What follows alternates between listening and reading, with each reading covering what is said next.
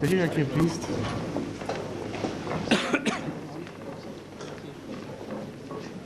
چائے جاری رکھیں آپ پھر چائے کی پیالی پی لیں اس کے بعد بات کرتے ہیں کوئی جلدی نہیں.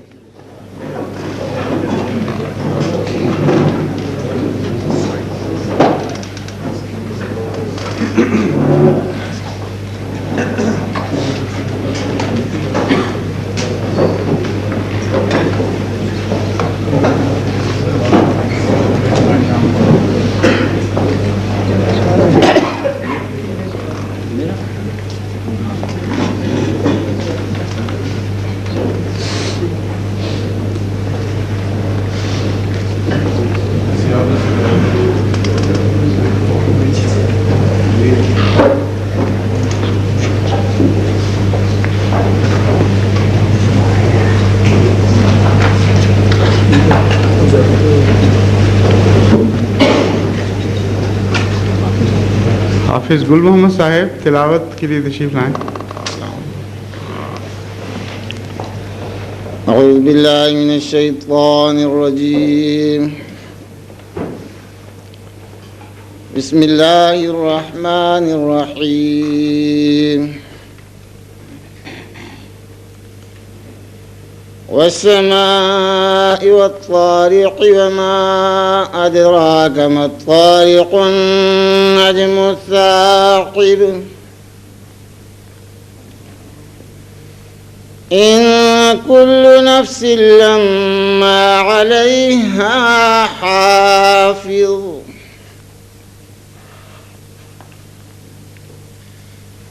فلينظر الإنسان مما خلق من ماء دافق يخرج من بين الصلب والترائب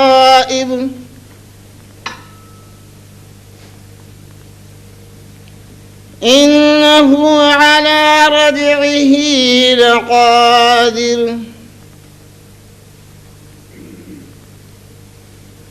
يوم تبلى السرائر فما له من قوة ولا ناصر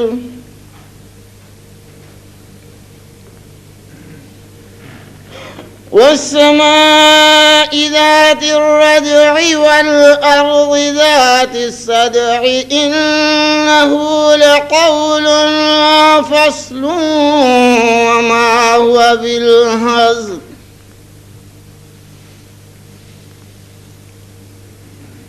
إنهم يكيدون كيدا وأكيد كيدا فمهل الكافرين أمهلهم رويدا. اب کوئی دوست کسی قسم کا کوئی سوال پوچھنا چاہیں یا کچھ تبصرہ فرمانا چاہیں کسی بات پہ تو اجازت ہے، مگر اگر ہاتھ کھڑا کر دیں تو آسانی ہو جائے گی تاکہ باری باری وقت دیا جا سکے. آپ تشریف لائیے مائکرو فون پہ.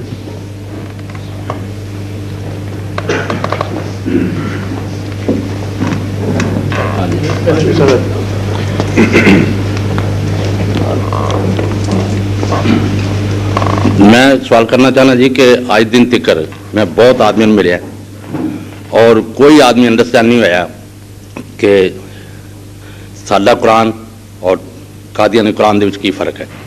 ہر آدمی یہ کہندا ہے کہ انہاں دا قرآن وکھرا ہے سادہ قرآن وکھرا ہے، اور جماعت آج تک یہ پروف نہیں کر سکی غیر جماعت نو کہ سادہ قرآن جڑا وہی قرآن ہے جڑا کہ انہاں دا قرآن ہے. یہ جو انہوں نے ابھی تلاوت کی ہے حافظ قرآن ہیں اور یہ غیر احمدی تھے اور خود احمدی ہوئے ہیں، شدید مشکلات میں مبتلا رہے اور سارے خاندان نے ان کا بائیکاٹ کیا، تکلیفیں اٹھائیں، آخر اب یہاں آئے ہیں. ان سے پوچھیں کہ جو انہوں نے قرآن کریم حفظ کیا تھا غیر احمدی قرآن جس کو آپ غیر احمدی قرآن کہہ رہے ہیں، اس میں ایک شوشے کا بھی فرق ہے کہ نہیں؟ نہیں، میں تو سمجھتا ہوں کہ نہیں ہے. یہی تو میں پوچھنا چاہتا ہوں کہ باقی کیوں کہتے ہیں جی وہ کیوں کہتے ہیں ایسی بات؟ ہاں ایسا ہاں جی جی उनको तो फिर- वो खुद अंडरस्टैंड नहीं है कि आपका कुरान और मेरा हमारा मतलब ये है कि जिसने ये बात कही है, जिसको आप गलत समझ रहे हैं, उसकी वजाहत उनसे करवानी चाहिए ना जो गलत बात कह रहे हैं। मैं तो नहीं कह रहा गलत नहीं, बात। आप नहीं कह रहे हैं। देखने लिए ये बात है कि जमात क्या कर रही है हाँ, मैं कि- ऐसा करता हूँ। अब मैं आपकी कि बात लोग समझा- अंडरस्टैंड हो गए। इस गलत फहमी को दूर के इनका मतलब ये है, बाद लोग शायद पंजाबी ना समझते हों, मतलब हमारे पठान दोस्त भी हैं, मैं उनको समझा दूं पहले क्या कह रहे हैं आप। इनका मतलब ये है कि जमात अहमदिया के ख़िलाफ़ ये बड़ी शिद्दत के साथ प्रोपेगेंडा किया जाता है, और अक्सर जो अहमदी मुसलमान नहीं हैं वो यकीन भी करने लग गए हैं कि जमात अहमदिया का कुरान कुछ और है और दूसरा कुरान जो रसूलुल्लाह सल्लल्लाहु अलैहि वसल्लम की तरफ से नाजिल होके हम तक पहुंचा वो और है। और ये फरमा रहे हैं कि मैं नहीं ये मानता, क्योंकि मुझे पता है कि एक ही है, लेकिन जमात अहमदिया इस गलतफहमी को दूर करने के लिए क्या कोशिश कर रही है। हाँ जी, समझ गए हैं ना। हाँ जी। जमात अहमदिया गलतफहमी को दूर करने के लिए एक ही कोशिश कर सकती है कि ज़राए इबलाग को इस्तेमाल करे, या लिटरेचर शाया करके या पम्फलेट्स शाया करके तकसीम करे, या कुरान करीम शाया करके दो लोगों तक पहुंचाए ताकि वो देख लें खुद कि क्या फ़र्क है। ये सारी चीज़ें जमात अहमदिया करती थी, और इन सारी चीज़ों से पाकिस्तान की मौजूदा हुकूमत ने जमात अहमदिया को महरूम कर दिया है, जी। और कानून बना दिया है कि जो शाया करेगा उसको ये सज़ा होगी, जो कुरान शाया करेगा उसको ये सज़ा होगी, जो जवाब लिखेगा उसको ये सज़ा होगी। तो हालत तो वहाँ तक अब पहुँच चुकी है कि जहाँ वो रस्ते इख्तियार करने की जमात को इजाज़त ही नहीं दी जा रही जिन रस्तों की कुरान करीम ने तालीम दी थी, कि बजाय इसके कि फ़ैसले तलवार से और जबर से करो, निगोशिएशन के ज़रिए, तबलीग के ज़रिए अपनी बात पहुँचा कर फ़ैसले करो और दलील से बात करो, किताबें दिखाकर बात करो, ये कुरान की तालीम है। तो जी। उन्होंने उस तालीम को भुलाकर ये फ़ैसले किए। इसलिए अगर कुछ साबित होता है तो ये कि उनका कुरान कुछ और हो गया। अब नहीं, मगर मैं आपको पहली दफ़ा 47 में कादियाने में मिला था जी, आपके घर में। अच्छा।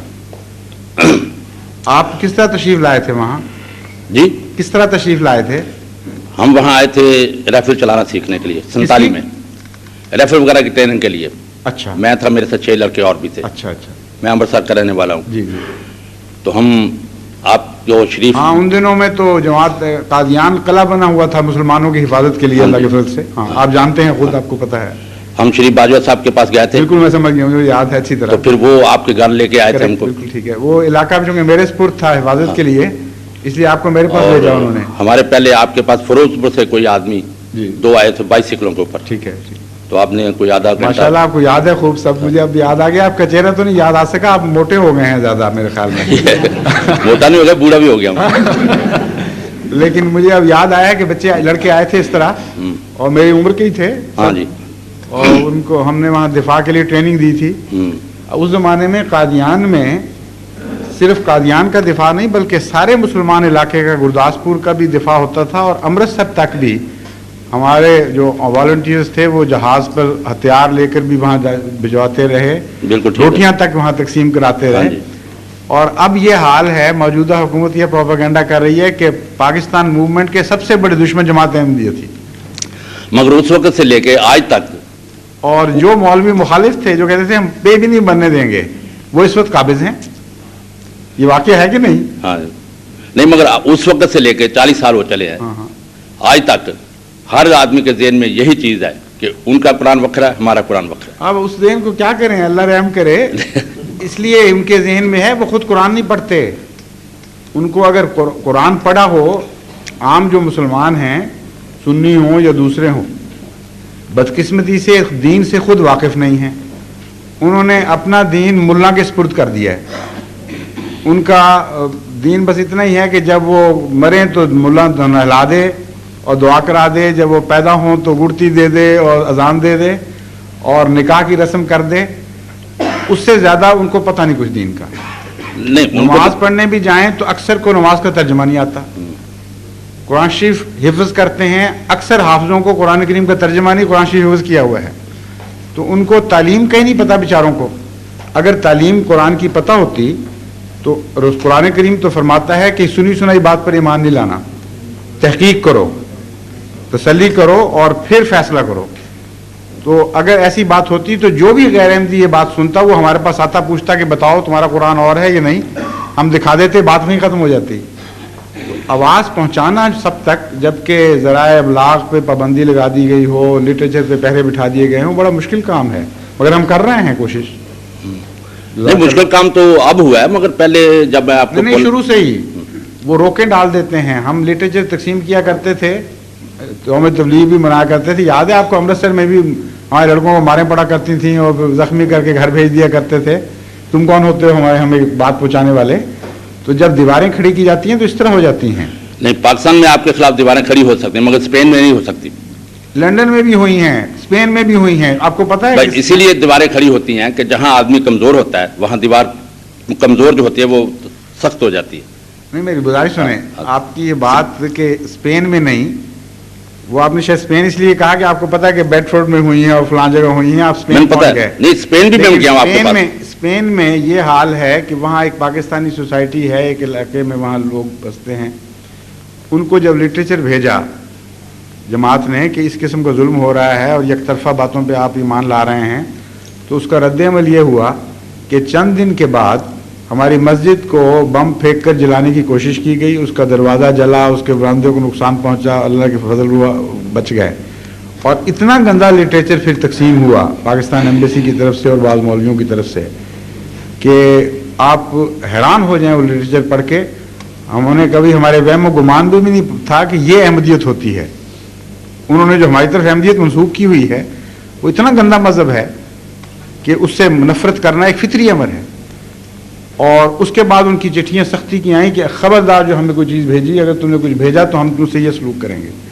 तो कौन सी जगह है जहाँ बताएं जहाँ दीवार नहीं खड़ी हुई, और कौन सा ज़माना है जब नहीं हुई।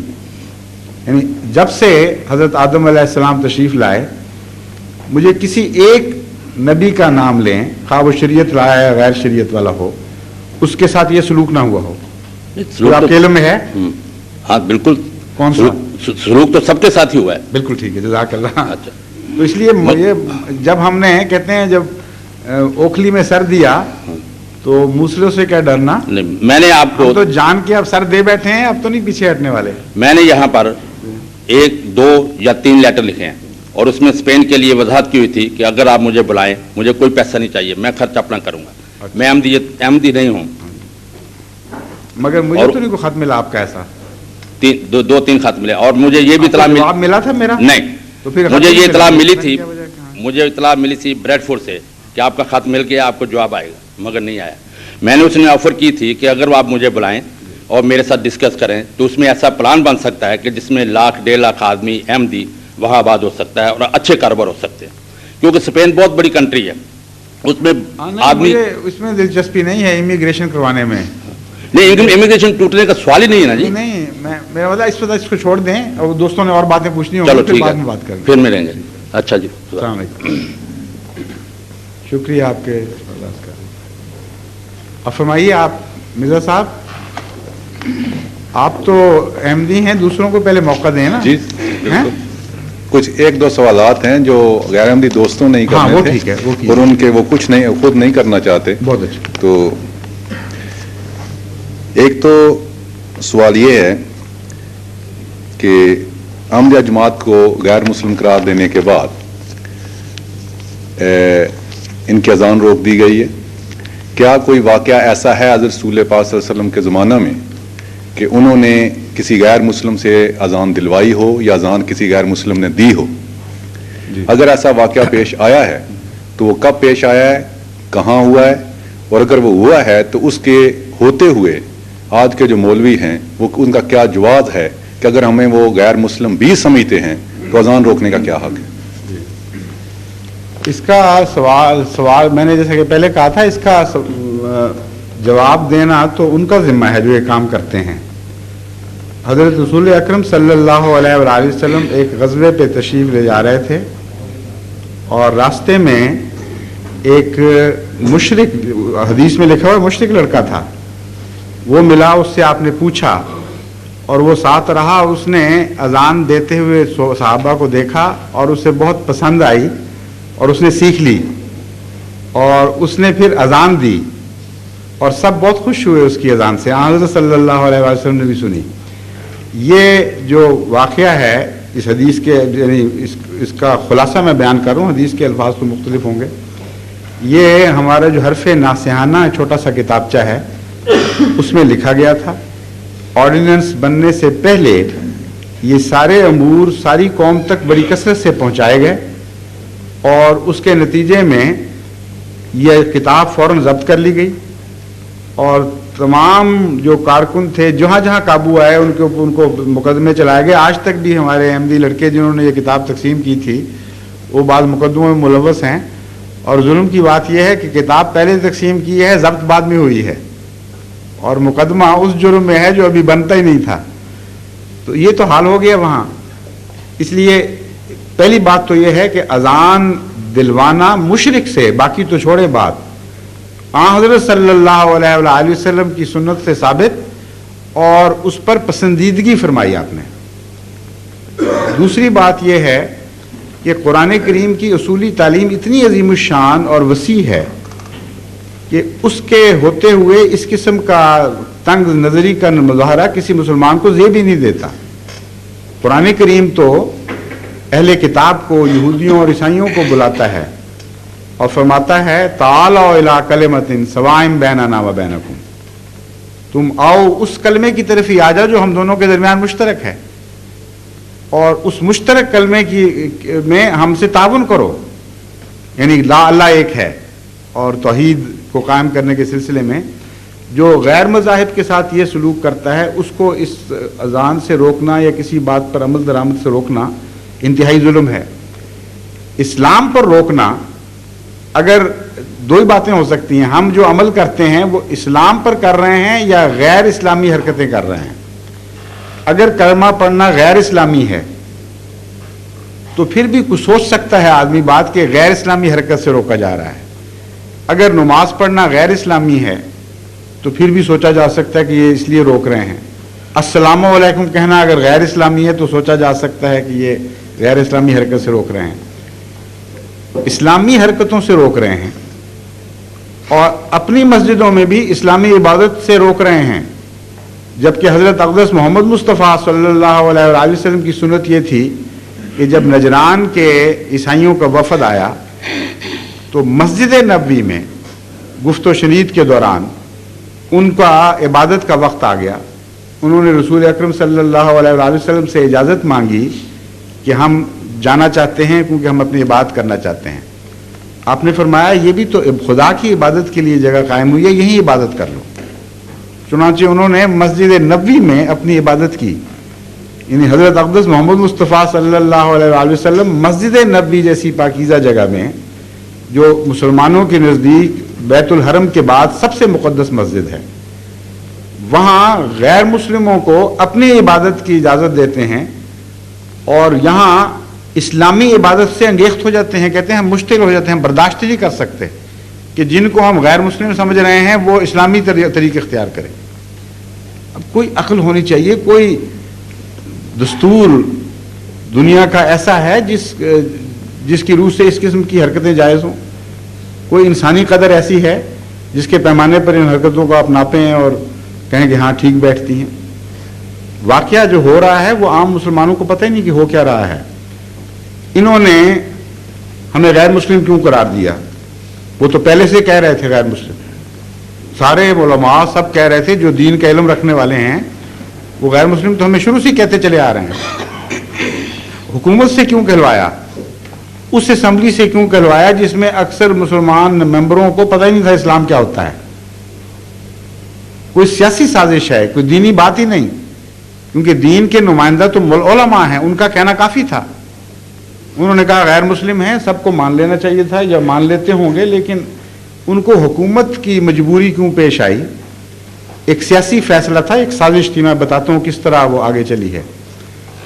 اس کے نتیجے میں وہ یہ چاہتے تھے کہ قوانین بنا کر مسلمانوں ان کے اوپر ایسی سختی کی جائے کہ عام مسلمان جو ان کی باتیں سن کر احمدی ہوتے چلے جا رہے ہیں ان کے لیے ایک بھیانک دیوار کھڑی ہو جائے, ایک خطرہ پیدا کر دیا جائے کہ پہلے تو ہم برداشت کر لیتے تھے کسی حد تک, اب حکومت تمہیں پکڑے گی اگر تم احمدی ہو گئے، اور حکومت نے اعلان کر دیا کہ غیر مسلم ہیں، تو عوام الناس بھی اور جو مذہب کا ذرا راست علم نہیں رکھتے وہ کہیں گے اب تو بڑی بڑی بات ہو گئی ہے، حکومت نے کہہ دیا غیر مسلم ہوں گے۔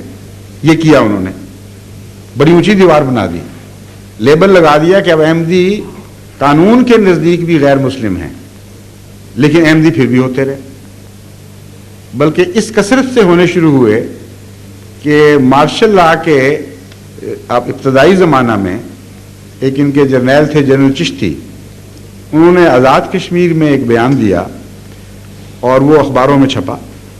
اس بیان میں انہوں نے ایک سوال کرنے والے کے سوال کے جواب میں یہ کہا کہ حکومت نے سارے میز لیے کہ جماعت احمدیہ کی اشاعت رک جائے اور دوسرے لوگ احمدی ہونا بند کر دیں جو قانونی ذرائع تھے، لیکن نتیجہ یہ نکلا ہے کہ جب سے یہ قانون 74 میں پاس ہوا ہے اس وقت سے اب تک ان کی افزائش 10% بذریعہ تبلیغ ہو چکی ہے، یعنی ان کی تعداد میں 2-3 سال کے اندر 10% کا اضافہ ہوا ہے ہماری رپورٹوں کے مطابق ان کی تبلیغ کے ذریعے۔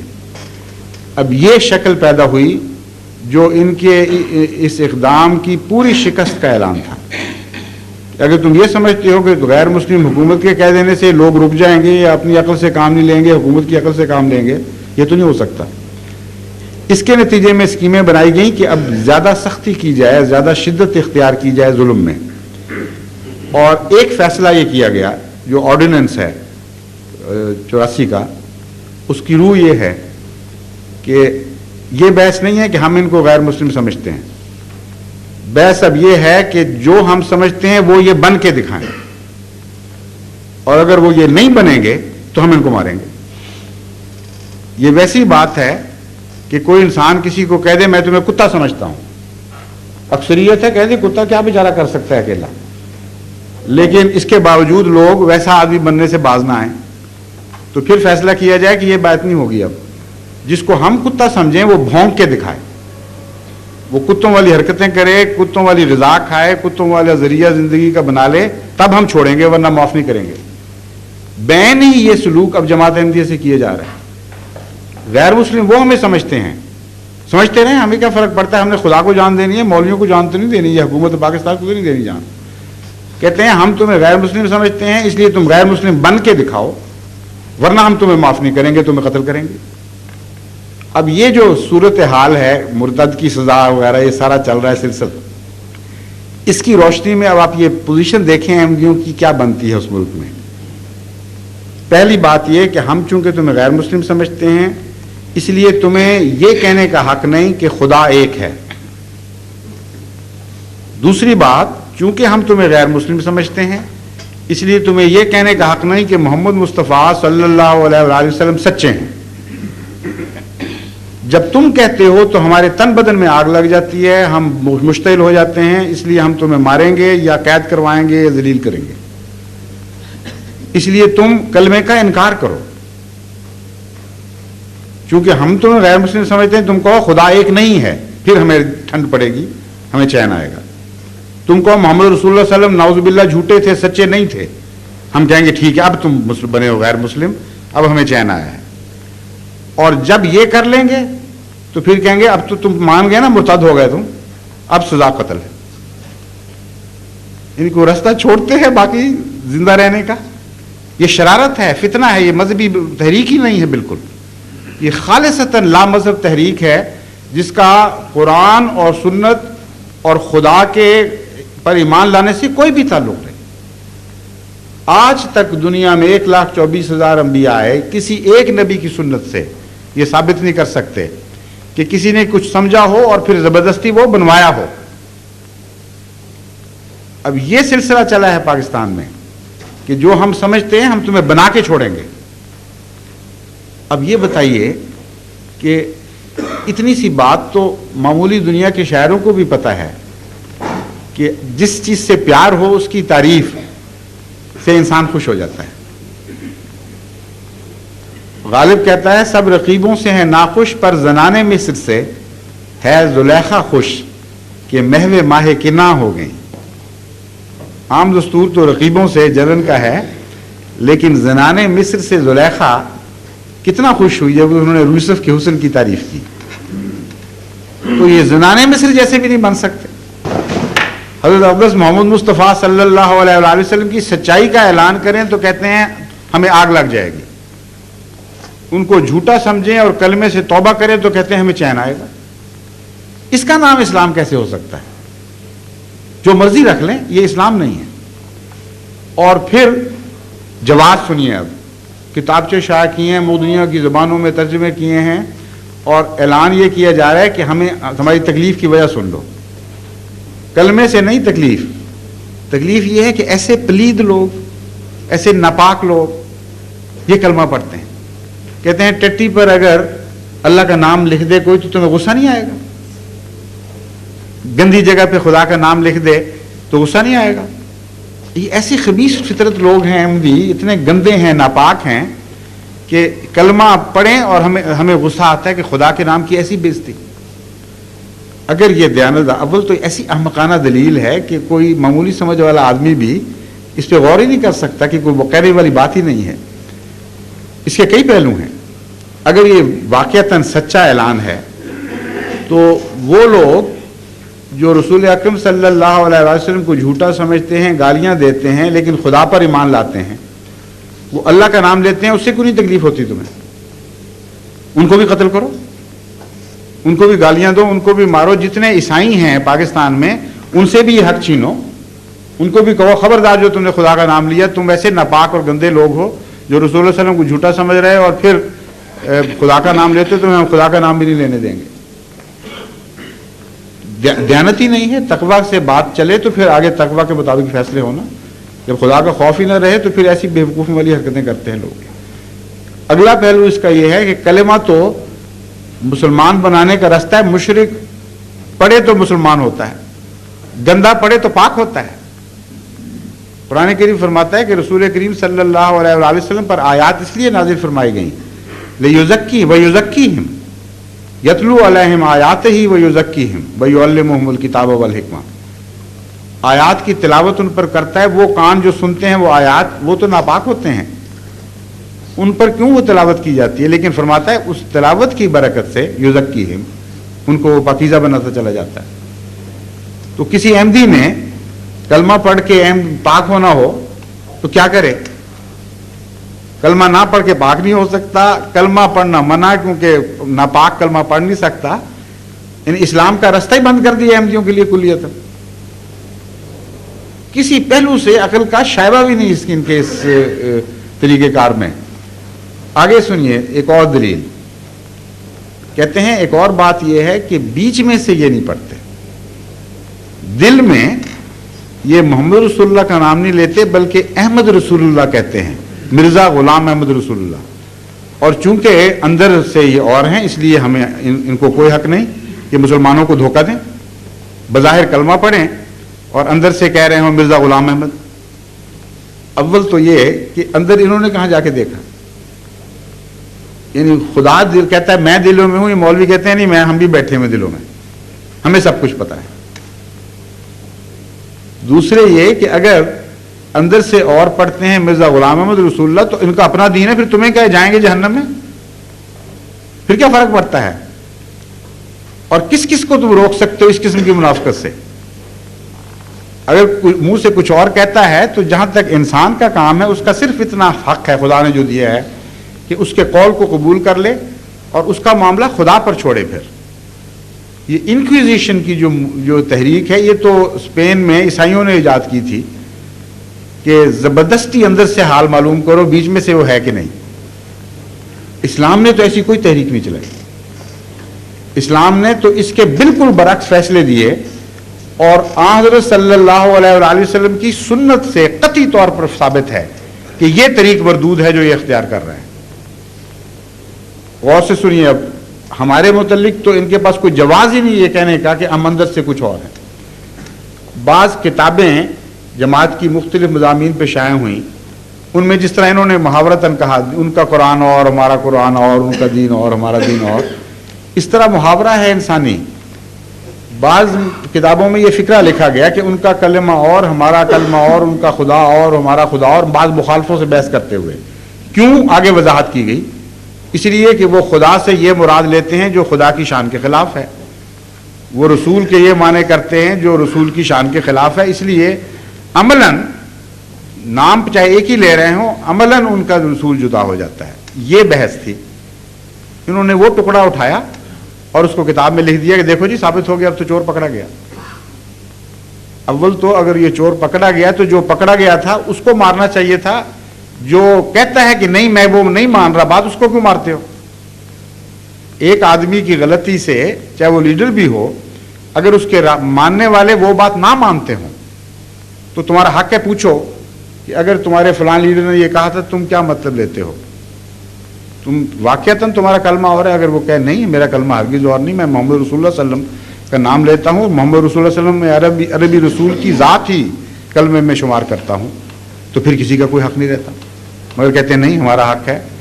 ہم جانتے ہیں کہ یہ کہیں بھی تب بھی دل میں جھوٹ بولتے ہیں. اب سنت نبی سنیے.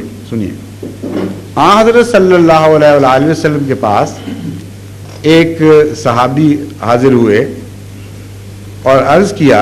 ایک روایت میں اسامہ بن زید کا نام لیا جاتا ہے، ایک اور روایت میں شاید کسی اور کا ہے، کہ یا رسول اللہ آج جنگ کے وقت جو کفار سے ہمارا جہاد ہو رہا تھا، ایک واقعہ پیش آیا کہ ایک مشرک پہلوان تھا بڑا زبردست، اس سے بہت مجھے زور لگانا پڑا، بڑی محنت کرنی پڑی، آخر میں نے اسے شکست کر پچھاڑ دیا. اور پچھاڑنے کے بعد گرانے کے بعد جب میں اسے قتل کرنے لگا تو اس نے کہا لا الہ الا اللہ محمد رسول اللہ، اشہد ان لا الہ الا اللہ محمد رسول اللہ، میں گواہی دیتا ہوں کہ اللہ ایک ہے اور محمد مصطفیٰ صلی اللہ علیہ وسلم اس کے رسول ہیں. مجھے پتا تھا کہ یہ حالات جن میں وہ کلمہ پڑھ رہا ہے، جھوٹ بول رہا ہے، بکواس ہے، اس کے دل میں ہو ہی نہیں سکتا. جان کے خوف سے، جان بچانے کے لیے کلمہ پڑھ رہا ہے. چنانچہ میں نے اس کی کوئی نہیں سنی اور اسے قتل کر دیا. وہ روایت بیان کرتے ہیں خود کہ میں نے ساری زندگی حضرت محمد مصطفیٰ صلی اللہ علیہ وآلہ وسلم کو اتنا غصے میں نہیں دیکھا. تمتما اٹھا چہرہ آپ کا غصے سے، اور بار بار یہ فرماتے تھے کہ قیامت کے دن جب کلمہ تمہارے خلاف گواہی دے گا تم کیا جواب دو گے خدا کو؟ جب کلمہ کہے گا کہ یہ پڑھا گیا تھا اور پھر بھی تم نے قتل کیا. کہتے ہیں اتنی دفعہ کہا کہ اس روایت میں ہے کہ میرا حسرت اٹھی کہ کاش اب رسول اللہ صلی اللہ علیہ وسلم اس کہنا بند کر دیں، اتنی مجھے تکلیف پہنچی. ایک اور روایت میں ہے جو اسی قسم کے مضمون کی روایت میں، وہ بعد میں مسلمان ہوئے تھے جن کے متعلق یہ روایت ہے، انہوں نے کہا کہ جب میں نے رسول اللہ صلی اللہ علیہ وسلم کو یہ بات اپنا واقعہ سنایا تو حضرت صلی اللہ علیہ وسلم اتنے ناراض ہوئے، اتنے شدید غصے میں تھے کہ میں نے بھی وہی ملتا جلتی روایت، لیکن ایک فرق کے ساتھ کہ آپ نے یہ فرمایا بار بار حلا شققتا قلبہ، حلا شققتا قلبہ، اے کاش تو نے دل پھاڑ کے دیکھ لیا ہوتا. تو نے دل پھاڑ کے کیوں نہ دیکھ لیا؟ تمہیں کیا پتا تھا کہ اندر سے کیا کہہ رہا ہے اور کیوں تم نے قتل کیا اس کو؟ وہ کہتے ہیں جب اتنا دفعہ فرمایا رسول کریم صلی اللہ علیہ وسلم نے کہ میں نے حسرت کی کاش میں آج سے پہلے مسلمان ہی نہ ہوا ہوتا کہ مجھے حضور اکرم صلی اللہ علیہ وآلہ وسلم کی ناراضگی کا دن نہ دیکھنا پڑتا. اب یہ سنت محمد مصطفیٰ صلی اللہ علیہ وسلم، جہاں سب سے زیادہ شک کی گنجائش موجود ہے، قتل کی چھری تیار ہے، اس کے نیچے لیٹ کر ایک آدمی کہہ رہا ہے کلمہ پڑھتا ہوں، شک کی سب سے بڑی وہاں گنجائش موجود ہے. اس کے متعلق تو حضرت اقدس محمد مصطفیٰ صلی اللہ علیہ وسلم کا یہ فتویٰ ہے، اور یہ آج کہتے ہیں کہ نہیں ہمیں حق ہے تمہارے دل کے ہم راز پائیں، خود ہی فیصلہ کریں کہ ہمیں پتہ ہے، اور پھر اعلان کریں کہ ان کو مردودوں کو قتل کرو، یہ جھوٹا کلمہ پڑھتے ہیں. کلمہ کیوں پڑھتے ہیں؟ آگے سنیے. قرآن کریم گواہی دیتا ہے، سورہ منافقون میں اللہ تعالیٰ فرماتا ہے کہ اذا جاءک المنافقون قالوا انک رسول اللہ واللہ یعلم انک لرسولہ واللہ یشہد ان المنافقین لکاذبون. کہ یہ جب تیرے پاس آتے ہیں منافق، یہ آ کے کہتے ہیں کہ تو اللہ کا رسول ہے، تیرا کلمہ پڑھتے ہیں، اللہ جانتا ہے کہ تو اللہ کا رسول ہے، اس سے بہتر کون جان سکتا ہے، لیکن اللہ گواہی دیتا ہے کہ یہ جھوٹے ہیں، یہ منافقت کر رہے ہیں، یہ تجھے رسول نہیں سمجھتے۔ اس سے زیادہ پکی گواہی کسی کے جھوٹ پر دی جا سکتی ہے؟ اللہ مخاطب ہو محمد مصطفیٰ صلی اللہ علیہ وآلہ وسلم سے اور خود بتا رہا ہو کہ یہ ظالم جھوٹے ہیں، جب تیرے پاس آتے ہیں تو کہتے ہیں تو رسول ہے، جھوٹی گواہی دیتے ہیں، ہرگز تجھے رسول نہیں سمجھتے۔ کیا اس کا نتیجہ نکلا؟ ایسے لوگوں کا قتل جائز ہے کہ نہیں؟ پھر اگر قتل اسلام میں اس کی سزا ہے، ایسے لوگوں کو کلمے سے روکنا پھر جائز بنتا ہے کہ نہیں بنتا؟ اگر مولانا کی دلیل درست ہے۔ ساری زندگی اس کے باوجود ایک شخص کو بھی رسول اکرم صلی اللہ علیہ وآلہ وسلم نے کلمہ پڑھنے سے نہیں روکا جس کو خدا کہتا تھا کہ جھوٹ بول رہے ہیں۔ اب بتائیے، یہ اسلام کی پیروی کر رہے ہیں یا کسی اور دین کی پیروی کر رہے ہیں؟ چیلنج ہے میرا، ساری زندگی حضرت اقدس محمد مصطفیٰ صلی اللہ علیہ وآلہ وسلم کی 23 سالہ زندگی نبوت میں ایک شخص کو بھی کلمے سے روکا ہو یا کسی کو کلمے سے روکنے دیا ہو، اور خدا گواہی دے رہا ہے کہ جھوٹ بول رہے ہیں، کلمہ نہیں پڑھ رہے، اندر سے کچھ اور کہہ رہے ہیں، بکواس کرتے ہوں گے دل کے اندر، لیکن پھر بھی یہ حکم۔ اس کے برعکس جس کے متعلق خدا نے یہ گواہی دی، وہ اس کے ساتھی، اس کو وہ معلوم تھے لوگوں کو، یہ نہیں کہ غیر معروف لوگ تھے، ان کا نقشہ بھی قرآن کریم نے کھینچا، تفصیل بیان کی کہ یہ حرکتیں کرتے ہیں، اور جانتے ہیں مسلمان ان کو وہ کون ہیں، ان کو جا کے استغفار کے لیے کہتے ہیں آ جاؤ رسول اللہ صلی اللہ علیہ وسلم سے معافی مانگو، وہ تمہارے لیے استغفار کریں گے، خدا سے نیک دعا چاہیں گے، اور اس کے جواب میں تکبر اور تضحیق سے کام لیتے ہیں، کہتے ہیں بالکل نہیں، منہ موڑ لیتے ہیں۔ یہ سارا نقشہ ان کا کھینچا، اور ان میں سے جو منافقوں کا سردار تھا عبداللہ بن ابی بن سلول، وہ جب مرا تو رسول اکرم صلی اللہ علیہ وآلہ وسلم کا کیا سلوک تھا؟ آپ خود اس کے جنازے پر تشریف لے گئے، اس کا جنازہ پڑھنے کے لیے کھڑے ہوئے۔ حضرت عمر رضی اللہ تعالیٰ عنہ بیان کرتے ہیں کہ میں سامنے چلا گیا، دو بدو چھاتی کے ساتھ چھاتی سامنے کر کے میں نے عرض کیا کہ یا رسول اللہ، ان کے متعلق قرآن یہ کہتا ہے، کیا آپ پر یہ قرآن نازل نہیں ہوا کہ یہ منافق ہیں، یہ ایسے ہیں، یہ ایسے ہیں؟ اور جو ان میں سردار ہے جس نے آپ کے متعلق یہ خطرناک بکواس کی، اتنی ذلت امیز باتیں کی، اور آپ کو اپنی طرف سے ناپاک زبان بول کے ذلیل کرنے کی کوشش کی، یہ وہ ہے کہ نہیں؟ آپ مسکراتے رہے، حضرت عمر کہتے ہیں سنتے رہے بات چپ کر کے۔ فرمایا اس کے باوجود آپ ان کا جنازہ پڑھتے ہیں۔ رسول اللہ صلی اللہ علیہ وسلم نے فرمایا، اور پھر یہ بھی کہا کہ اللہ تعالیٰ آپ کو کہتا ہے کہ تو ان کے لیے استغفار کرے یا نہ کرے، خدا بخشے گا نہیں ان کو، اب بتائیں ان کا جنازہ کیوں پڑھتے؟ رسول اللہ صلی اللہ علیہ وسلم نے فرمایا کہ جب تک خدا مجھے جنازہ پڑھنے سے حکماً روک نہیں دیتا، میں پڑھوں گا اور استغفار کروں گا، اور اگر مجھے علم ہو جائے کہ 70 مرتبہ سے زیادہ استغفار کرنے سے خدا ان کو بخش دے گا، تو میں 70 سے زیادہ مرتبہ ان کے لیے استغفار کروں اور جنازہ پڑھائیں۔ حضرت عمر رضی اللہ تعالیٰ عنہ فرماتے ہیں کہ ساری عمر میں شرمندہ رہا، یعنی اس بات کا اظہار کہ مجھے سوچی کیا، غلام اللہ کا رسول اللہ صلی اللہ علیہ وسلم پر نازل ہوا، وہ بہتر سمجھتے ہیں، اور میں اٹھ کے آپ کو قرآن کے معنی بتا رہا تھا کہ یہ معنی ہے، یہ معنی ہے۔ لیکن جو بات نعوذ باللہ رسول اللہ صلی اللہ علیہ وسلم کو پتہ نہیں تھی، جو بعد میں حضرت عمر کو سمجھ آ گئی، آج ان مولویوں کو سمجھ نہیں آ رہی۔ جو کہتے ہیں جو رسول اللہ صلی اللہ علیہ وسلم کو پتہ نہیں تھی وہ ہمیں پتہ ہے، یہ مطلب ہے قرآن کا، اور جو حضرت عمر کو سمجھ آ گئی وہ ہمیں سمجھ نہیں آ رہی۔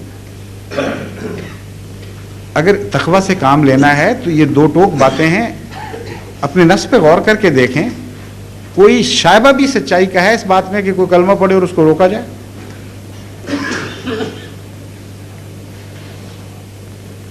اور کوئی بات؟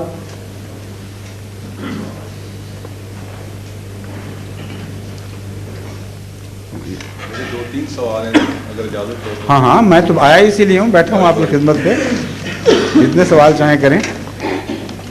دوسرا سوال ایک ہمارے غیر احمدی دوست کا یہ ہے جی کہ بحیثیت ایز احمدی میں تو جانتا ہوں اور ہمارے کئی دوست جانتے ہیں کہ کیا یہ درست ہے کہ آمدی جو ہیں حضرت مرزا صاحب کو رسول پاک صلی اللہ علیہ وسلم سے زیادہ درجہ دیتے ہیں؟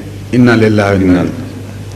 اس کا جواب سوائے اس کہ یہی ایسی باتیں اس میں لکھی ہوئی ہیں، اس رسالے میں یہ بھی لکھا ہوا ہے۔ جی جی، نہایت ناپاک الزام ہے، وہم و گمان میں بھی کسی احمدی کے نہیں۔ افضل چھوڑ کے حضرت مرزا صاحب تو ساری عمر غلامی کا دعویٰ کرتے رہے، رسول اکرم صلی اللہ علیہ وسلم کے عشق کے گیت گاتے رہے، یہ کہتے رہے سب ہم نے اس سے پایا، شاہد ہے تو خدایا، یہ کہتے رہے وہ ہے میں چیز کیا ہوں، بس فیصلہ یہی ہے، یہ کہتے رہے کہ میرا ایمان یہ ہے کہ اگر کسی کے کوئی حمالہ کے برابر بھی نیک اعمال ہوں اور وہ حضرت صلی اللہ علیہ وآلہ وسلم کا دشمن ہو یا آپ کی مخالفت کرتا ہو تو خدا ان اعمال کو جہنم میں پھینک دے گا، اس کی کوئی بھی پرواہ نہیں کرے گا۔ یہ ساری عبارتیں یہ لوگ پڑھتے ہیں اور جان کے چھپا لیتے ہیں مسلمان عوام سے، اور وہی فتنہ کرتے ہیں، کوئی چھوٹا سا ٹکڑا نکالا، اس سے غلط معنی پہنائے اور وہ پیش کر دیے۔ یہ بھی اس میں لکھا ہوا ہے کہ محمد رسول اللہ خود کیا دعویٰ محمد رسول اللہ ہونے کا، اور بین ہی وہی گویا کہ ہم مرتبہ، اور پھر آگے لکھا ہوا ہے کہ رسول پھر کچھ دیر کے بعد گویا انہوں نے کہا کہ یہ تو کافی نہیں، میں اس سے بھی اونچا نکل جاؤں، اور پھر یہ بھی لکھا ہوا ہے پھر اللہ ہونے کا بھی دعویٰ کر دیا۔ اب جو بعض زبانیں چل پڑی ہیں چلنے دیں ان کو، ہم کیا کر سکتے ہیں اس کا علاج؟ اللہ کا دعویٰ کیا تو ہم کس کی احمدی ان کو نظر نہیں آتے خدا کی عبادت کرتے ہوئے؟ کوئی ایک احمدی بچہ ساری دنیا کے کونے میں سے دکھائیں جو حضرت مرزا صاحب کو رسول اللہ علیہ وسلم کے برابر یا افضل یا نعوذ باللہ خدا سمجھ کے ان کی عبادت کرتا ہو۔ ساری دنیا میں اسلام پھیلا رہے ہیں، انگریزوں میں احمدی ہوئے ہیں، افریقنوں میں، چینیوں میں، جاپانیوں میں، روسیوں میں، کوئی قوم بتائیں جہاں احمدی نہیں ہوئے، ان کوئی پوچھے تو صحیح جا کے کسی سے کہ جناب آپ کو کیا انہوں نے پٹی پڑھائی تھی، کیا ایمان ہے؟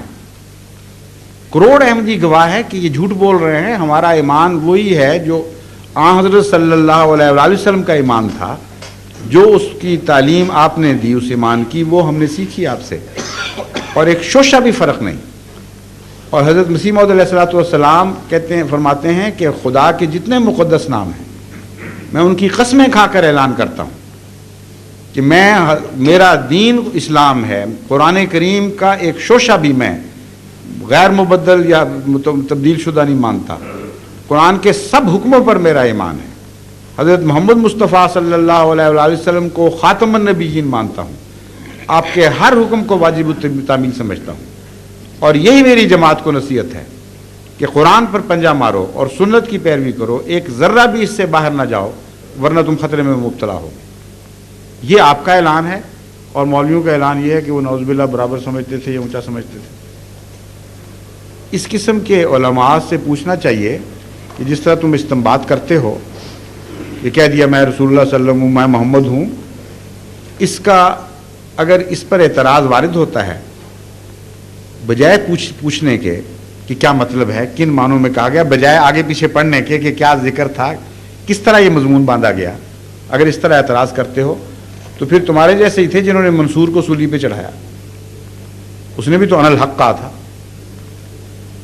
اور آج تک امت روتی ہے کہ کتنا ظلم کیا، کتنا بزرگ متقی آدمی تھا جسے وقت کے مولویوں نے سولی پہ چڑھا دیا، اس نے کہا تھا انا الحق، میں حق ہوں، حالانکہ سمجھے نہیں۔ ایسے موقع پر مراد یہ ہوتی ہے کہ میں کامل طور پر اس میں جذب ہو گیا ہوں، میں نے اپنا کچھ بھی باقی نہیں چھوڑا۔ ان معنوں میں گستاخی نہیں ہوا کرتی بلکہ غلامی کی انتہا ظاہر کرتی ہے یہ بات۔ اگر یہ پھر بھی نہ مانے مولوی تو ان کو آپ قرآن کریم کی ایک آیت بیان کر کے اس کا مطلب پوچھیے۔ اللہ تعالیٰ فرماتا ہے انما یبایعونک انما الذین یبایعونک انما یبایعون اللہ ید اللہ فوق ایدیہم، کہ اے محمد درخت کے نیچے یہ جو بیعت کرنے والے ہیں یہ تیری نہیں اللہ کی بیعت کر رہے ہیں، اور کوئی شک نہ رہ جائے بات میں، فرمایا ید اللہ فوق ایدیہم، تیرا ہاتھ نہیں اللہ کا ہاتھ ہے جو ان کے اوپر ہے، حالانکہ محمد رسول اللہ صلی اللہ علیہ وسلم کا ہاتھ تھا۔ اب بھائی اعتراض کرتے ہیں، کہتے ہیں دیکھو توحید کہتے ہو تم لوگ اور یہ دیکھو دعویٰ قرآن کریم، پہلے علماء اس کا تو جواب دے دیں۔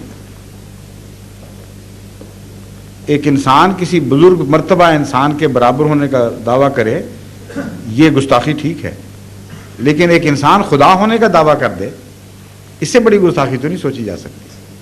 اگر کلام کے اندر مفہوم اور نہیں ہو سکتے اور سیاق و سباق سے مفہوم نہیں سمجھنے چاہیے تو اس آیت کو اکیلے کو پکڑ کر بیٹھ جائیں، آپ اس کا کوئی جواب نہیں دے سکتے۔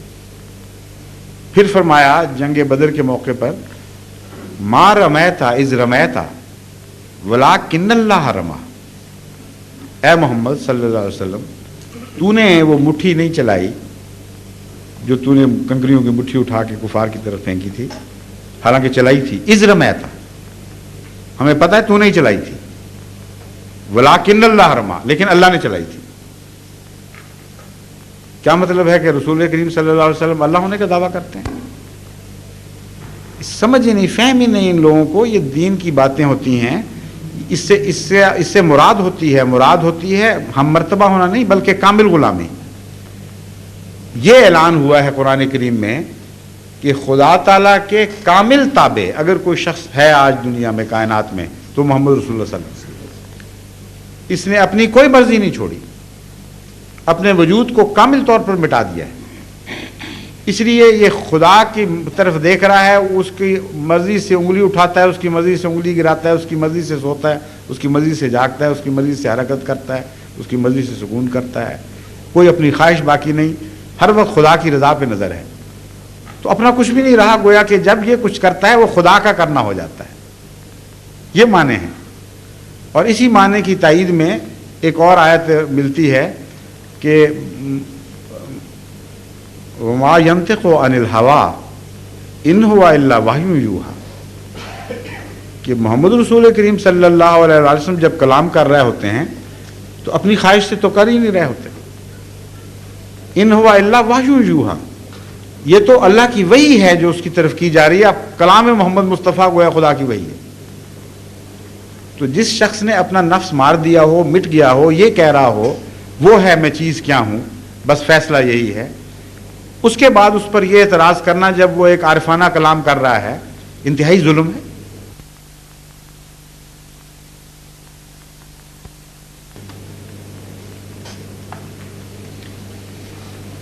All those, there are certain guests here, I think they are English speaking, or perhaps if they are not English speaking, at least they don't know Urdu. If any of the audience on the right side who are using the headphones for translation would like to ask a question, I should love to attend to them as well. But because today's session is devoted for the Urdu speaking, so I should ask you permission to bear with me if I answer you in Urdu and my answer reaches you through the media of translation. Is that all, please? Would you kindly come to the microphone so that your question is also recorded?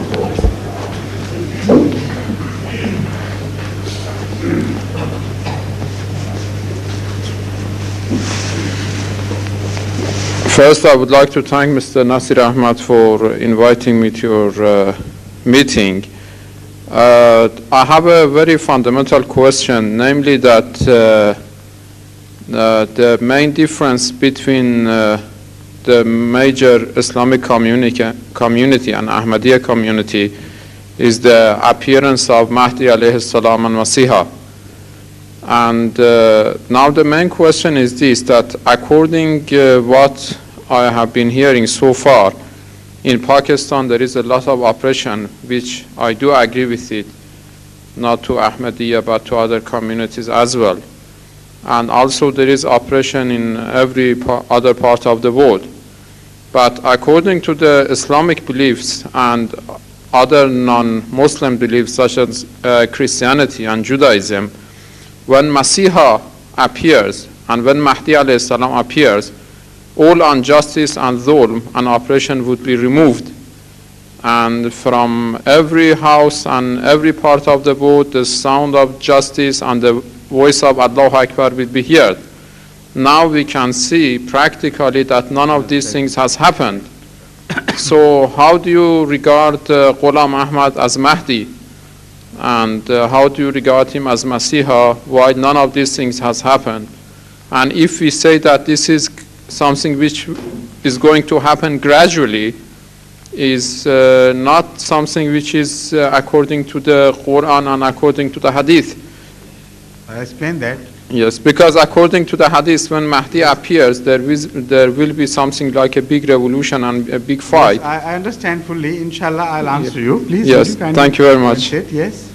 This question has been asked of me so many times that the moment you started, I knew where you were going to end up. So I'll explain that, inshallah, in every respect. पहली बात, I'm sorry again to refer to speak in Urdu, please. पहली बात तो इन्होंने, पहले मैं इसका तर्जमा कर दूं, कुछ शायद कोई दोस्त ना समझे हों। ये कहते हैं कि असल बुनियादी इख्तिलाफ जमात अहमदिया का और दूसरे इस्लामी फ़िरक़ों का ये है कि आप मिर्ज़ा ग़ुलाम अहमद साहब कादियानी को महदी और मसीह मान रहे हैं और दरअसल यही फ़र्क है। ये बात इनकी बिल्कुल दुरुस्त है। बाकी जितने फ़र्क हैं वो शाखसाने हैं इन चीज़ों के, इस इख्तिलाफ के ही शाखसाने हैं। बुनियादी फ़र्क यह है कि वो मादी और वो मसीह जिसके वादे किए गए थे उम्मत से, वो आ गया है कि नहीं, और अगर आ गया है तो कौन है। हम कहते हैं वो आ गया है और वो कादियान में पैदा हुआ, उसका नाम मिर्ज़ा ग़ुलाम अहमद कादियानी था और उनकी एक जमात बनाई जो हम जमात हैं। बाकी कहते हैं नहीं, झूठ बोलने वाला था, कोई खुदा ने नहीं भेजा, अपनी तरफ से एक सिलसिला जारी किया। ये फरमाते हैं कि जहाँ तक हमने इस्लाम सुना और इस्लाम में आने वाले की पेशगोइयों का जिक्र पड़ा, मिर्ज़ा ग़ुलाम अहमद साहब कादियानी पर ईमान लाने की कोई वजह नज़र नहीं आती, क्योंकि उन पेशगोइयों में और मिर्ज़ा साहब के हालात ज़िंदगी में एक बुनियादी तज़ाद है, और वो तज़ाद ये बनता है कि पेशगोइयों की रूह से हम पर यह ज़ाहिर हुआ कि जब महदी आएगा तो दुनिया को अदल से भर देगा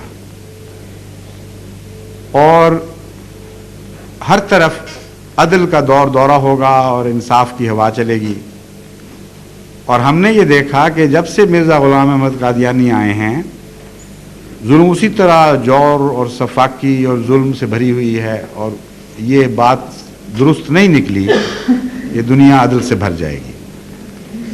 दूसरी बात, अगर मसीह मानते हो तो मसीह के मुतल्लिक सिर्फ मुसलमान ही नहीं बल्कि ईसाई भी मानते हैं, यहूद भी मानते हैं कि जब मसीह आएगा तो क़यामत उसके साथ साथ आएगी और गोया उसके साथ जुड़ी हुई होगी, और उसके आने के थोड़े अरसे के बाद, बाज़ 40 साल कहते हैं, बाज़ इन्होंने नहीं कहा, मैं बता रहा हूँ, बाज़ 40 साल कहते हैं, बाज़ और वर्षा बयान करते हैं कि क़यामत जल्दी आ जाएगी।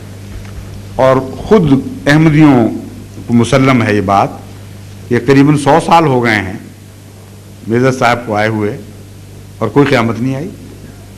तो इन दो अमूर की रोशनी में हम मिर्ज़ा साहब को सच्चा समझने का या आप सच्चा समझने का क्या हक़ रखते हैं, ये है इनका सवाल।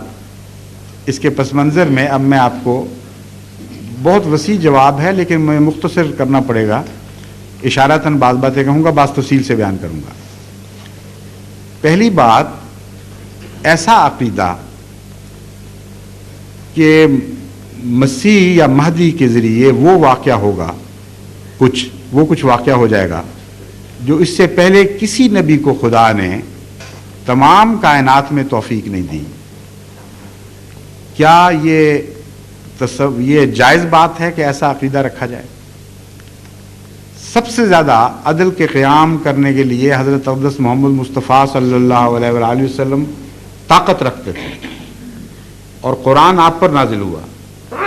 अदल के माने हमने आपसे सीखे और उसके बावजूद हज़रत सल्लल्लाहु अलैहि वसल्लम को तशरीफ़ लाए हुए 1400 साल से ज़ायद हो गए, अदल उस तरह कायम ना हुआ जिस तरह का यह तसव्वुर महदी की तरफ मंसूब करते हैं।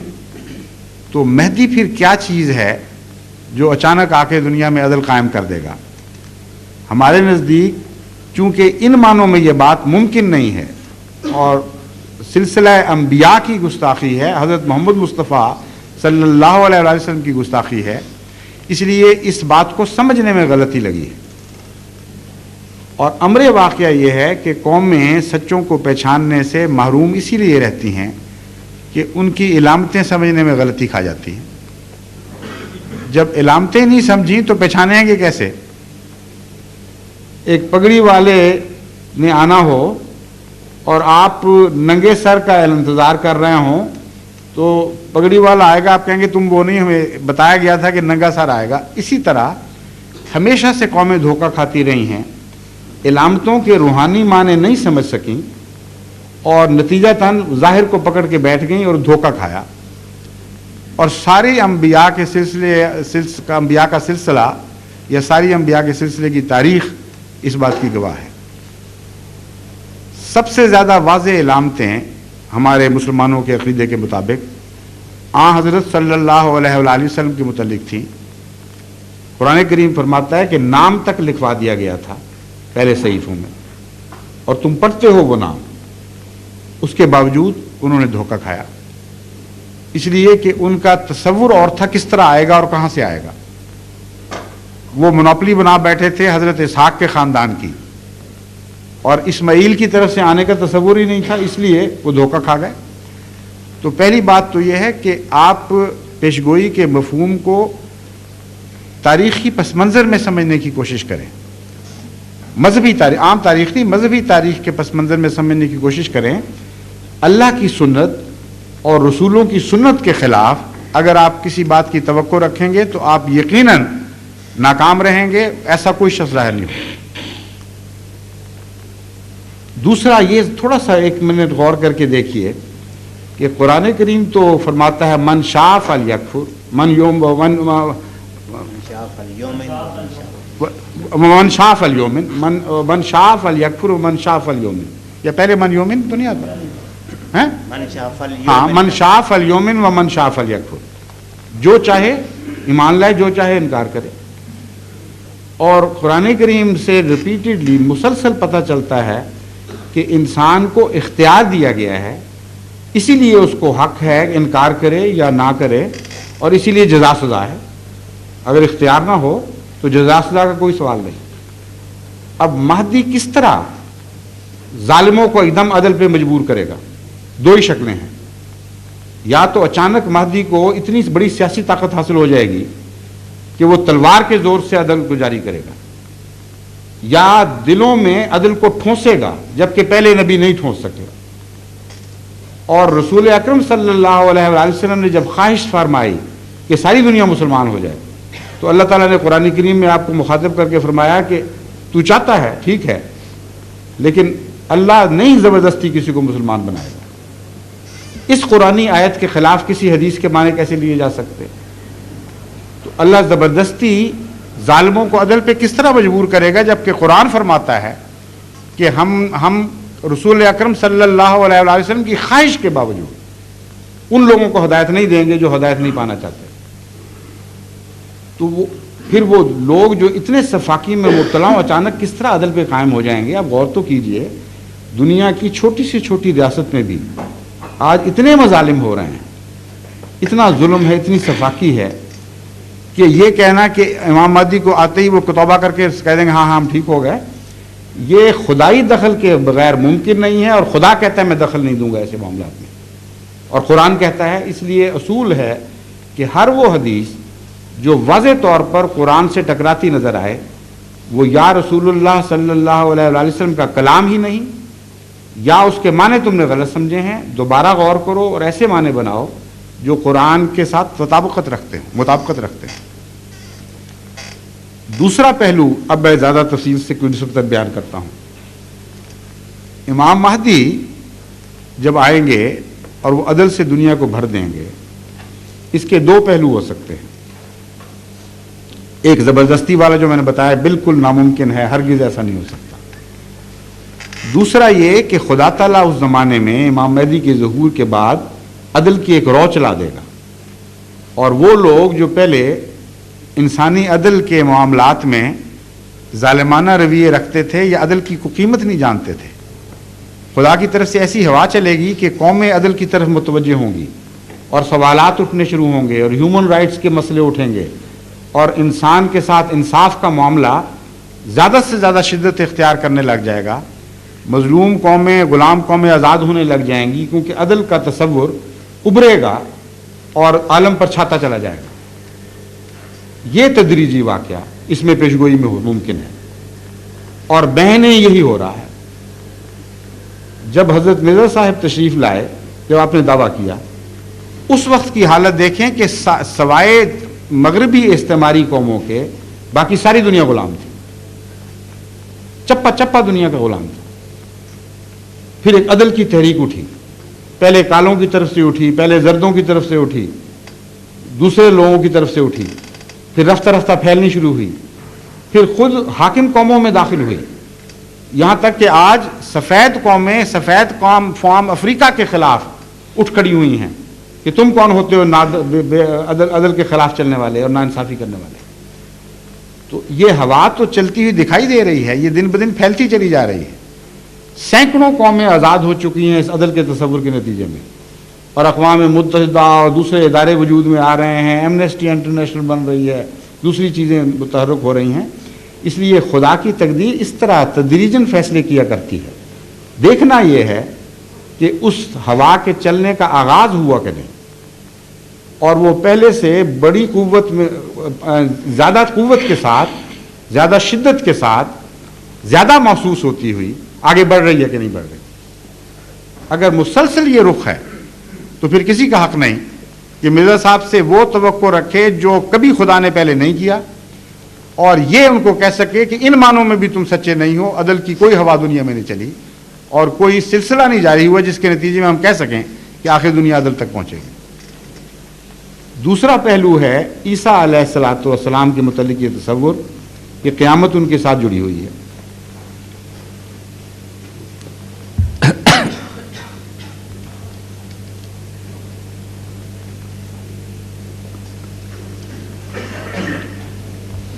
پہلی بات اس سلسلے میں قابل غور یہ ہے کہ امام مہدی ہوں یا عیسیٰ ہوں، اگر 30-40 سال تک اصلاح کے مان بعد خدا نے دنیا کی صف لپیٹ دینی ہے، یہی عقیدہ ہے اور حدیث پر مبنی عقیدہ ہے، تو پھر اس حدیث کا کیا مطلب لیں گے جس میں حضرت صلی اللہ علیہ وآلہ وسلم فرماتے ہیں کہ قیامت اشرار الناس پہ آئے گی،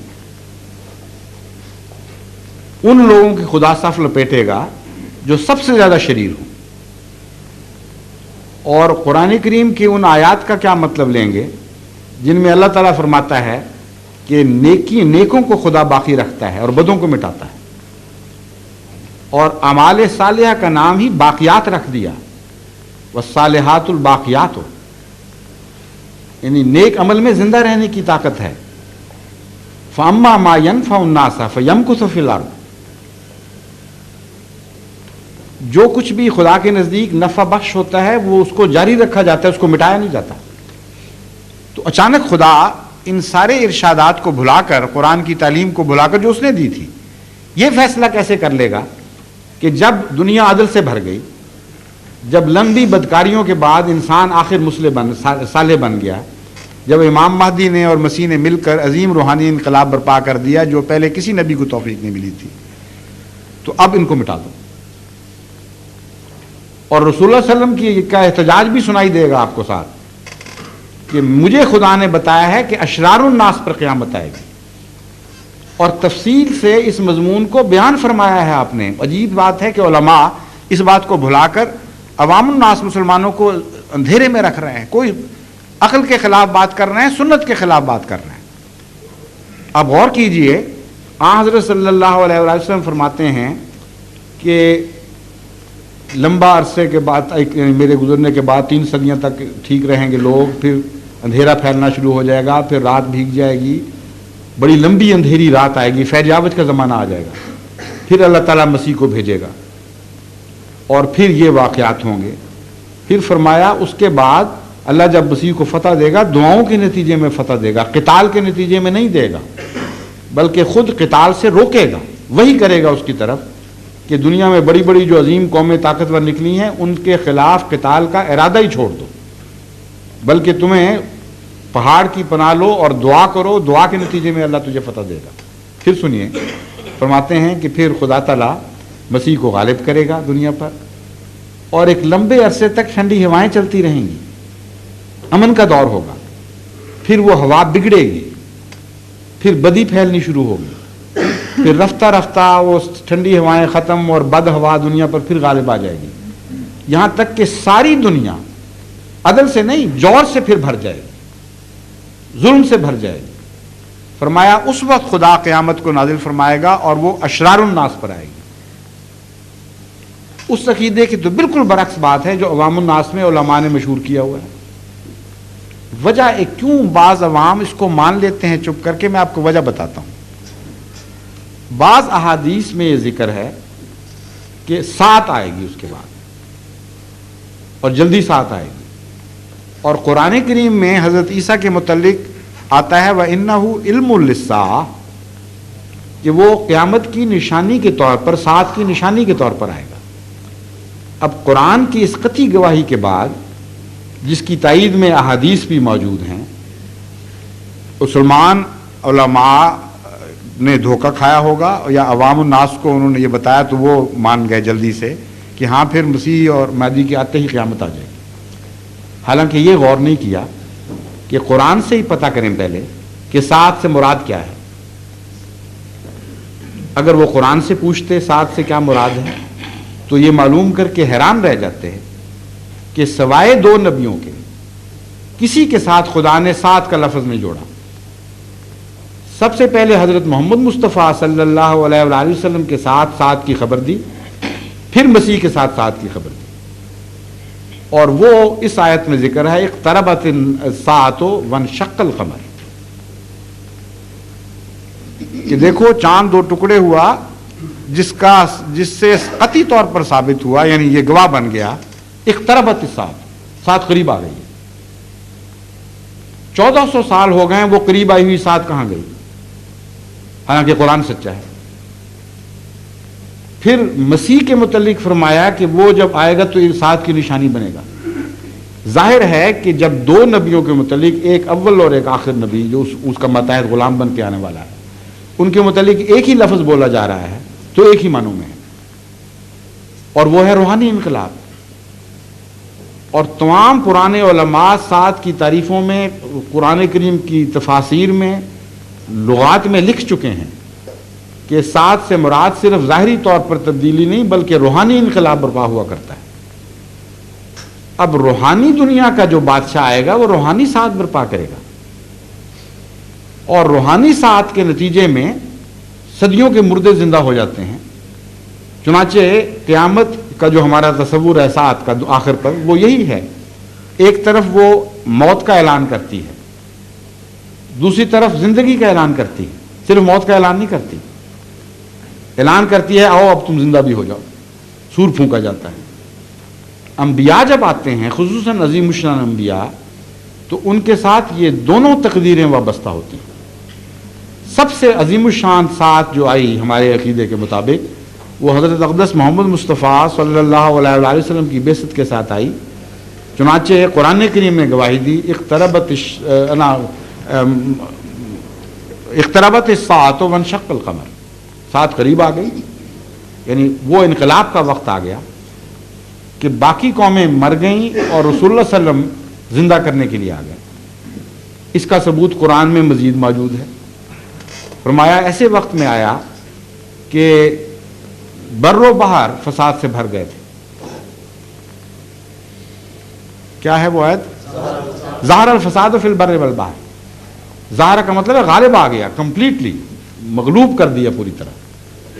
تو فساد ایسے وقت میں محمد رسول اللہ صلی اللہ علیہ وسلم آئے جب کہ خشکی اور تری، یعنی مذہبی دنیا اور غیر مذہبی دنیا، یہ ہے قرآن کریم کی اصطلاح کا مطلب، فساد سے بھر گئی تھی اور مغلوب ہو گئی تھی. اور کیا اعلان کیا؟ یدعوکم لما یحییکم، تمہیں بلاتا ہے تاکہ تمہیں پھر زندہ کرے. یہ قیامت تھی جو آ گئی، اور جو آج کے علماء دیکھ رہے ہیں ظاہری نظر سے، ان کو نظر ہی نہیں آئی. جس قیامت کے وہ منتظر ہیں وہ تو آئی نہیں، وہ تو دنیا میں رمائی نہیں ہوئی، دنیا مر کے مٹی نہیں گئی. رسول اللہ صلی اللہ علیہ وسلم کہتے ہیں اقترب، خدا فرماتا ہے اقتربت، اور وہ کہتے ہیں 1400 سال ہو گئے ابھی تک نہیں آئی. وہ کہتے ہیں نہیں، مسیح کے متعلق فرمایا اس طرح 2 انگلیوں کی طرح اس کے ساتھ قیامت لگی ہوگی.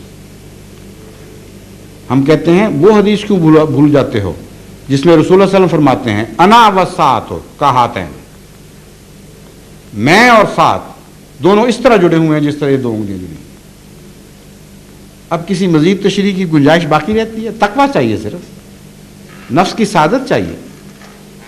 ہر شریف النفس مسلمان فوراً مانے گا کہ محمد رسول اللہ صلی اللہ علیہ وسلم جو اپنے متعلق کہتے ہیں کہ میں اور قیامت اس طرح جڑے ہوئے ہیں، تو جب وہ مسیح کے متعلق کہتے ہیں اس کا کوئی دوسرا معنی لانے کا ہمیں حق نہیں. اور یہ قیامت یقیناً آ چکی ہے کیونکہ رسول اللہ صلی اللہ علیہ وسلم کے ساتھ جڑی ہوئی تھی اور وہ روحانی انقلاب تھا. حضرت مسیح موعود علیہ السلام بانی سلسلہ احمدیہ اس قیامت کا ذکر کر کے فرماتے ہیں یہ جو تم نے عجیب ماجرا دیکھا، عرب کے بیابانوں میں ایک عجیب ماجرا دیکھا کہ صدیوں کے مردے زندہ ہو گئے اور پشتوں کے بگڑے الہی رنگ پکڑ گئے. یہ کیا تھا؟ یہ ایک فانی فی اللہ کی دعائیں ہی تو تھیں جنہوں نے یہ انقلاب برپا کیا. تو مسیح اس کے سوا کوئی اور قیامت برپا نہیں کر سکتا، نہ کوئی اور انسان دنیا میں کر سکتا ہے. اور اسی قیامت کی ویلیو ہے، اسی کی قیمت ہے. ورنہ ظاہری طور پر مٹانا ہو تو ویسی عقل کے خلاف بات ہے کہ نیک بنا کے خدا مار دے، اور جبکہ خود فرماتا ہے کہ میں تو وارننگ دیتا ہوں لوگوں کو عذاب سے پہلے کہ نیک بن جاؤ، اس لیے بھیجتا ہوں نبی کہ ڈرائیں، اگر نہیں بنو گے تو ہلاک ہوگے. یہ نہیں فرماتا کہ نیک بنو گے تو میں ہلاک کروں گا. حضرت نوح نے کیا کیا، پہلے نبیوں نے کیا. قرآن نے تو اتنا کھولا ہے مضمون کہ اس کے بعد ایک لمحہ کے لیے بھی کسی مسلمان کو یہ وہم بھی نہیں ہونا چاہیے کہ وہاں ساتھ سے کوئی ظاہری قیامت مراد ہے. ادھر مسیح اور مہدی نے نیک بنایا، ادھر اللہ نے تلوار پھیر دی سب کی رگے جان پر اور ہلاک کر دیا. یہ عقل کے خلاف عقیدہ ہے اور دین کے خلاف عقیدہ ہے.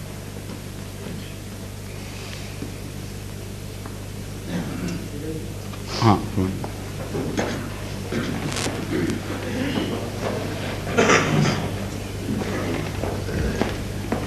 just a moment. I think you wanted to say something. You were about to say something when he, expressed his desire earlier than you. So you were most welcome. Please. پہلے ان کو دیں، یہ پہلے انہوں نے فرمایا تھا. Again, you will ask your question in English and you will permit me to respond in Urdu. Yes. I didn't know until this morning that there was a sect of Islam which believed that the Messiah had already come for the second time, and I didn't know about this man. You didn't know that? No, I didn't know. I didn't know this. So I'm a bit confused. And also I always thought that when the Messiah came a second time, the day of judgment would occur at that time. The day of judgment would occur at that time because there would be a judgment of the righteous and a judgment of the wicked. Yes.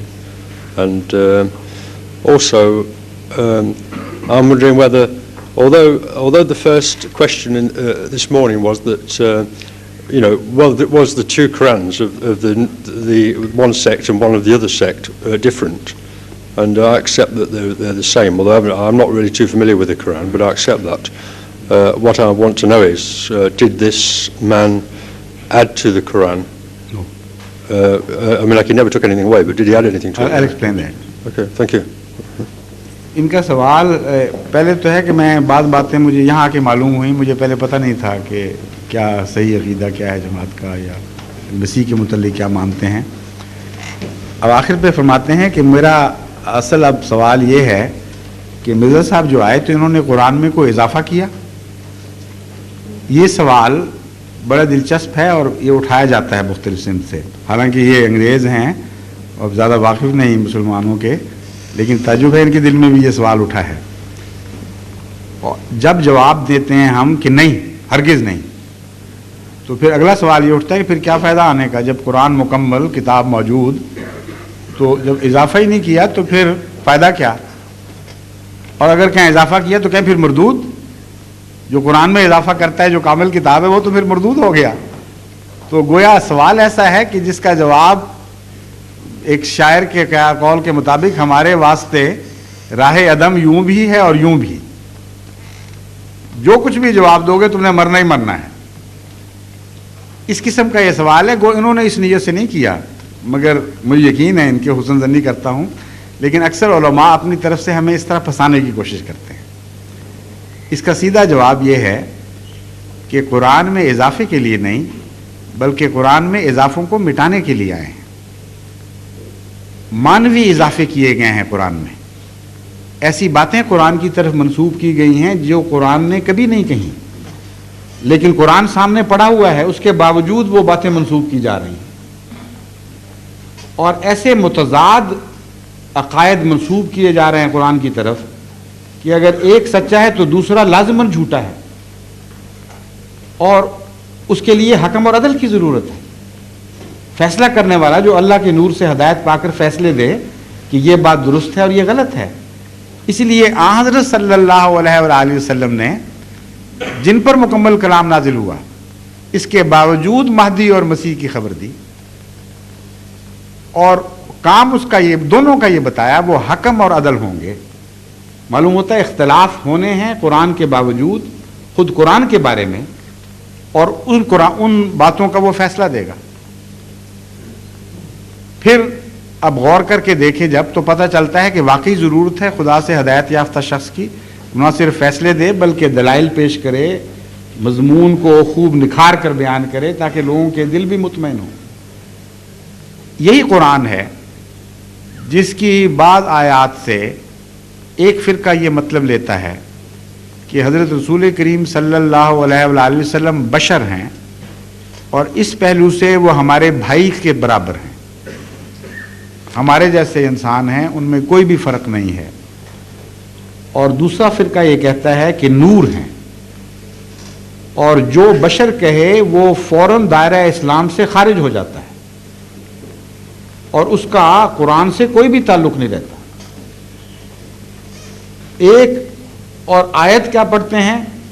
قُلْ إِنَّمَا أَنَا بَشَرٌ مِثْلُكُمْ يُوحَىٰ إِلَيَّ أَنَّمَا إِلَٰهُكُمْ إِلَٰهٌ وَاحِدٌ. اے محمد یہ اعلان کر دے کہ میں بشر ہوں، مثلکم، تمہاری طرح کا. انما الہکم الہ واحد، خدا تمہارا ایک ہی ہے، اس کا کوئی شریک نہیں. ظلم کی حد کہ اسی آیت سے دونوں استنباط کر رہے ہیں، اسی سے نتیجہ نکال رہے ہیں. بشر ہے، بشر نہیں. ایک کہتے ہیں دیکھ لو کہ صاف کہہ دیا بشر تمہارے جیسا، وہ کہتے دوسرے کہتے ہیں بشر لیکن مثل ہے، حقیقی بشر نہیں.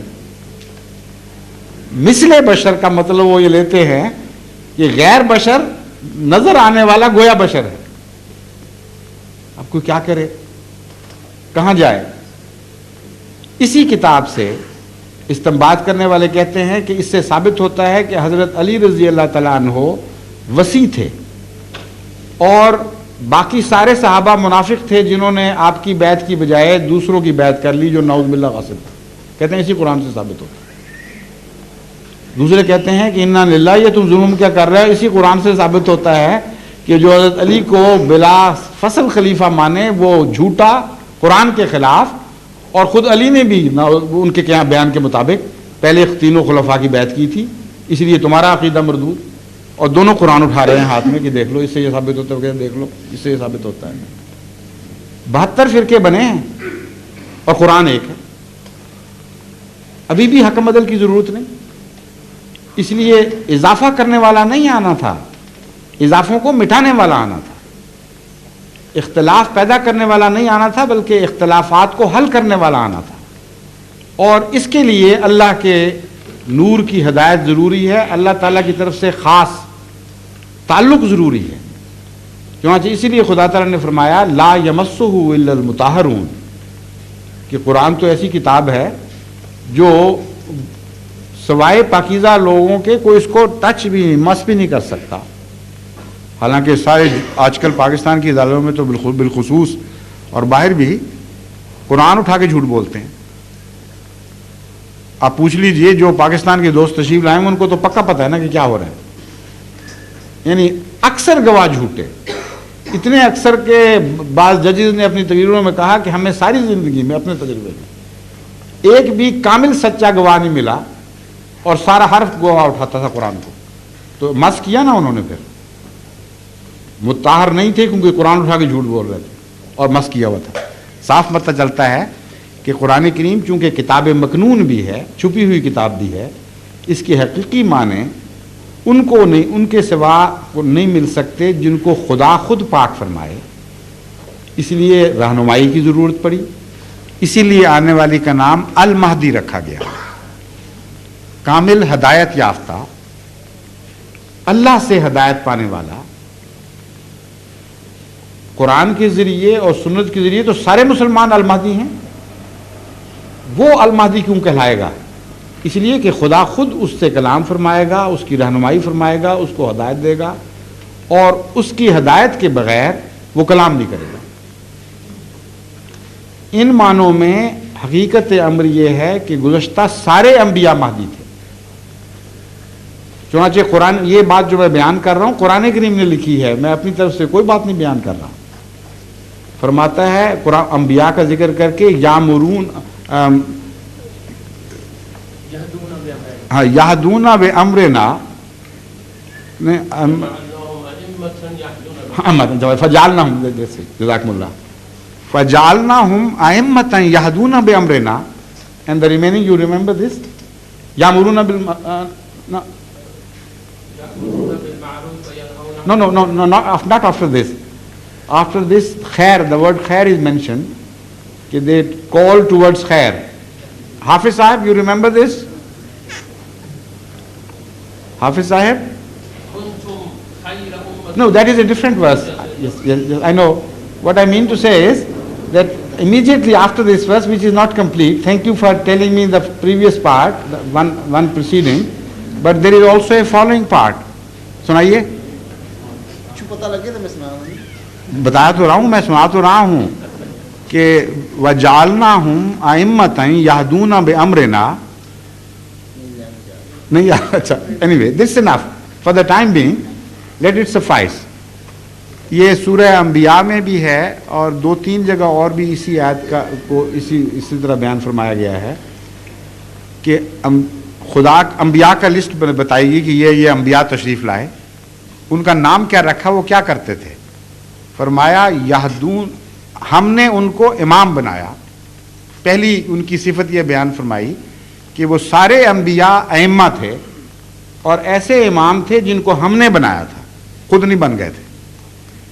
دوسری یہ بات بیان فرمائی یہدون بامرنا, وہ اپنی طرف سے ہدایت نہیں دیتے تھے بلکہ ہمارے حکم کے مطابق ہدایت دیتے تھے, یعنی مہدی تھے.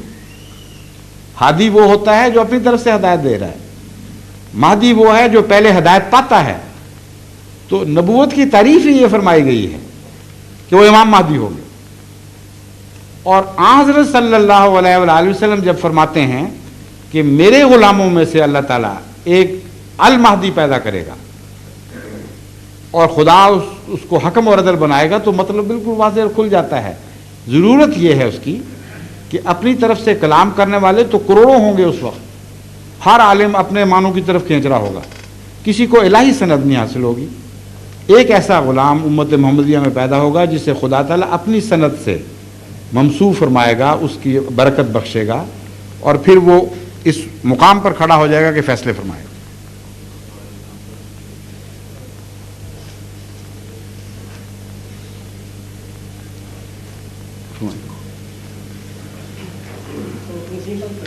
ہاں, I'm sorry, ٹھیک ہے, نسیم صاحب آپ کی باری ہے.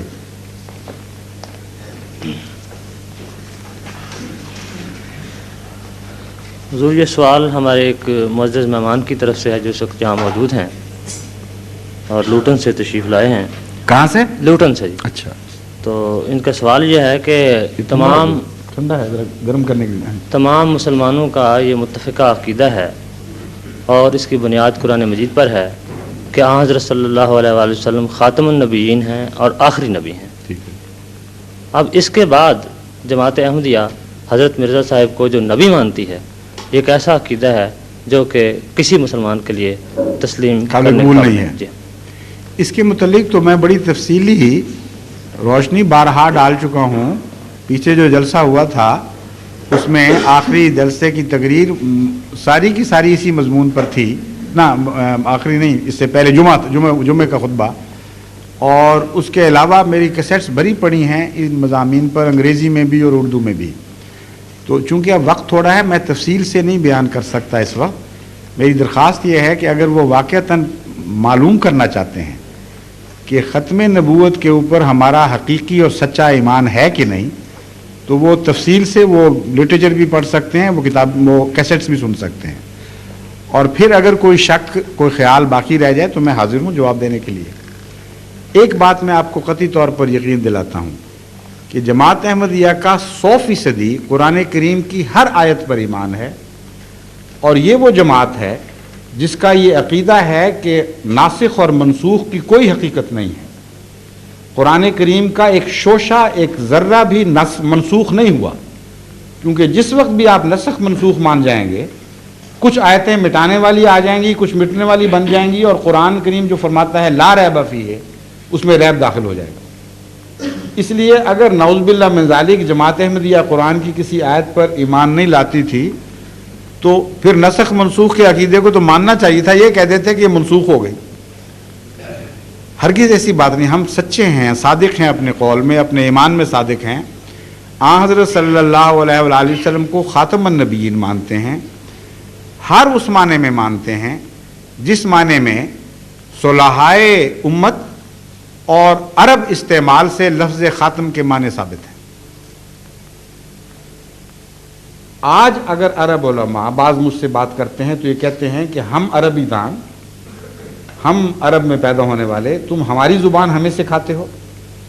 تمہارا کیا حق ہے کہ خاتم کے ایسے معنی کرو جسے ہم اعلان کر دیتے ہیں کہ جھوٹے اور غلط، سعودی عرب سے اعلان ہو جاتا ہے، مصر سے ہو جاتا ہے.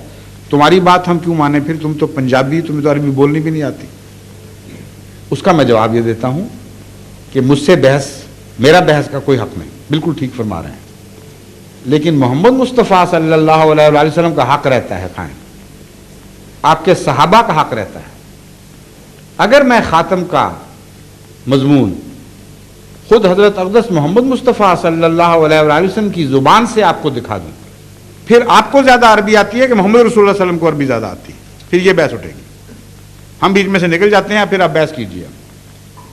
اولین صحابہ سے اگر ثابت کر دوں کہ خاتم کا وہ مفہوم مطلب نہیں ہے جو آج کے بعض علماء عرب ہوں یا غیر عرب قرآن کی طرف منسوب کر رہے ہیں، بلکہ وہ مطلب ہے جس کو ہم مانتے ہیں، اور یہ صحابہ کا عقیدہ تھا، پھر آپ بحث کیجئے. وہ عرب صحابہ صلحائے عربی نہیں تھے، بلکہ عربی کے لحاظ سے آج کی بگڑی ہوئی عربی سے تو بہت بہتر عربی جانتے تھے. آج تو میں نے تو دیکھا جتنے عرب آتے ہیں ان کو کہا جائے فصحا بولیں تو ذرا زور لگا کے بولنی پڑتی ہے، ورنہ بگڑی ہوئی عربیاں بول رہے ہیں، پہچانی بھی نہیں جاتی عربی. تو محمد رسول اللہ صلی اللہ علیہ وسلم اور آپ کے زمانے کی عربی ہر مسلمان کو تسلیم ہے، بہتر تھی، افصح تھی، ابلغ تھی اور سچی تھی. یعنی وہ لوگ سچے تھے جو عربی بولتے تھے. اب سنیے، آن حضرت صلی اللہ علیہ وآلہ وسلم نے حضرت علی رضی اللہ تعالیٰ عنہ کو مخاطب کر کے فرمایا، انا خاتم النبیین و انت خاتم الاولیاء. یہ لفظ آگے پیچھے ہو سکتے ہیں مگر قطعی طور پر یہ لفظ موجود ہے. فرمایا کہ میں خاتم النبیین ہوں یا علی، اور تو خاتم الاولیاء ہے. اور یہی حدیث دوسرے لفظوں میں خاتم الاصفیاء کے معنوں میں کے لفظوں کے ساتھ استعمال ہوئی. اور یہ حدیث شیعہ فرقوں کی کتب میں بھی موجود اور سنی فرقوں کی کتب میں بھی موجود. اسی لیے حضرت علی رضی اللہ تعالیٰ عنہ کو خاتم الاولیاء کا لقب دیا جاتا ہے. آپ نے اپنے خاتم النبیین کے ساتھ جوڑ کر بیان فرمایا ہے. میں یہ پوچھتا ہوں، ان صاحب سے پوچھیے آپ جنہوں نے سوال کیا کہ کیا اس بات پر آمادہ ہیں کہ یہاں جو معنی خاتم کا آپ ایک حصے میں کرتے ہیں دوسرے میں بھی وہ تسلیم کر لیں؟ اگر وہ آمادہ ہو جائیں تو بحث ختم ہو جاتی ہے. پھر آپ ان سے پوچھئے کہ بتائیے خاتم الاولیاء کا کیا مطلب ہے. اگر خاتم الاولیاء کا مطلب ہے ایسا ولی آ گیا جس کے بعد قیامت تک امت محمدیہ میں کبھی کوئی ولی نہیں پیدا ہوگا اور ولایت کی صف لپیٹ دی گئی ہے، تو پھر جائز ہے کہ ساتھ ہی یہ ترجمہ کیا جائے کہ ہاں جس طرح میں خاتم النبیین ہوں اور میرے بعد قیامت تک کوئی نبی نہیں آ سکتا، اور نبوت کی صف گویا کہ لپیٹ دی گئی ہے۔ کیا یہ جائز ہے؟ اگر جائز ہے تو ولایت کو ڈھونڈتے رہیں اس امت میں جو ولایت کے لیے پیدا ہوئی تھی، ولی بنانے کے لیے آئی تھی، اور اعلان کرتی ہے کہ اولیاء اللہ کی جماعت ہے، الا ان اولیاء اللہ لا خوف علیہم ولا هم یحزنون۔ رسول اللہ صلی اللہ علیہ وسلم نعوذ باللہ یہ اعلان کر رہے تھے کہ ہمیشہ کے لیے ولایت ختم ہوگی۔ پھر آگے سنیے، حضرت عائشہ صدیقہ رضی اللہ تعالی عنہا نے ایک کہنے والے کو یہ حدیث پڑھتے ہوئے سنا، یہ حدیث سناتے ہوئے بازار میں اعلان کرتے ہوئے سنا کہ انا لا نبی آبادی، رسول اکرم صلی اللہ علیہ وسلم نے فرمایا ہے کہ میرے بعد کسی قسم کا کوئی نبی نہیں۔ یہ حدیث آپ نے کسی کو پڑھتے ہوئے سنا، آپ نے اسے بلایا، فرمایا قولوا انہ خاتم الانبیاء ولا تقولوا لا نبی بعدہ، یہ تو کہو کہ حضرت محمد مصطفیٰ صلی اللہ علیہ وآلہ وسلم خاتم الانبیاء ہیں، مگر یہ نہ کہو کہ آپ کے بعد کوئی نبی نہیں۔ اب حیرت کی بات ہے کہ اولین دور میں وہ معزز ترین خاتون جن سے امت محمدیہ کے علماء کہتے ہیں کہ ہم نے آدھا دین سیکھا، جو رسول اللہ صلی اللہ علیہ وسلم کے ہاں پرورش پائیں، آپ کی تربیت کے نیچے بڑھی آگے اور آپ سے دین سیکھ کر دوسروں کو سکھانے والی تھی، انہوں نے کیا محسوس کیا؟ خطرہ، کوئی فرق محسوس کیا؟ آگے چلیے، اسی دور کے عرب کلام کے محاورے کو دیکھیے، آپ حیران ہو جائیں گے یہ دیکھ کر کہ عرب تو خاتم کا لفظ بے دھڑک استعمال کرتے ہیں اور کسی اور معنی میں کرتے ہیں، زمانی لحاظ سے آخری میں نہیں کرتے۔ چنانچہ کہتے ہیں متنبی خاتم الشعراء تھا، کہتے ہیں ابو علی سینا خاتم الاطباء تھا، اور کوئی خاتم الحکماء بن گیا، کوئی اطباء بن گیا، کوئی خاتم الاولیاء ہو گیا۔ خاتم کا لفظ تو پھیلا پڑا ہے عرب استعمال میں۔ کیا یہ مطلب ہے کہ ابو علی سینا کے بعد کبھی کوئی طبیب پیدا نہیں ہوگا؟ کیا یہ مطلب ہے کہ متنبی کے بعد کوئی شاعر پیدا نہیں ہوگا؟ اگر تقویٰ سے کام لینا ہے، سمجھنے کی کوشش کرنی ہے تو تلاش تو کریں کیا مطلب ہے۔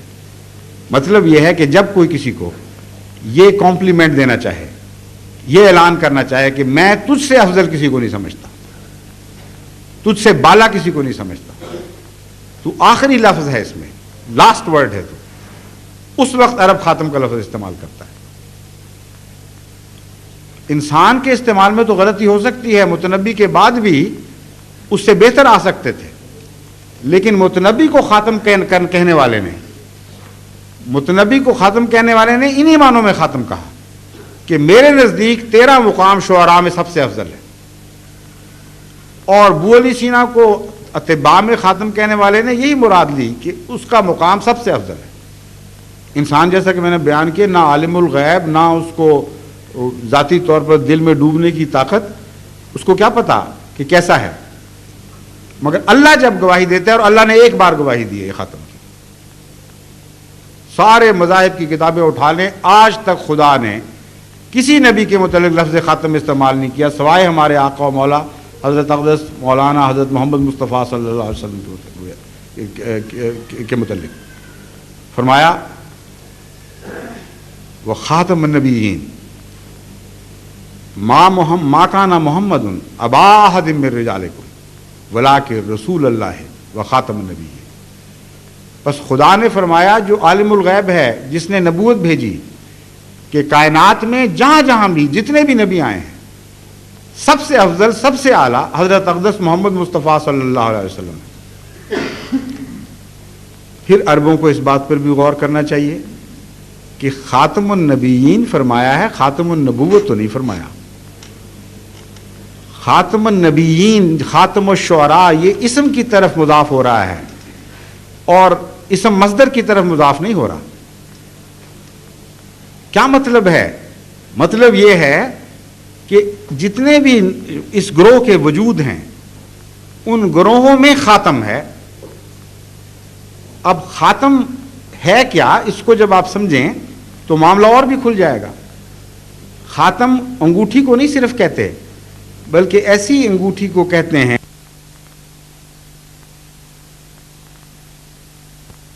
تصدیق کے لیے آتی ہے، جھٹلانے کے لیے نہیں آتی۔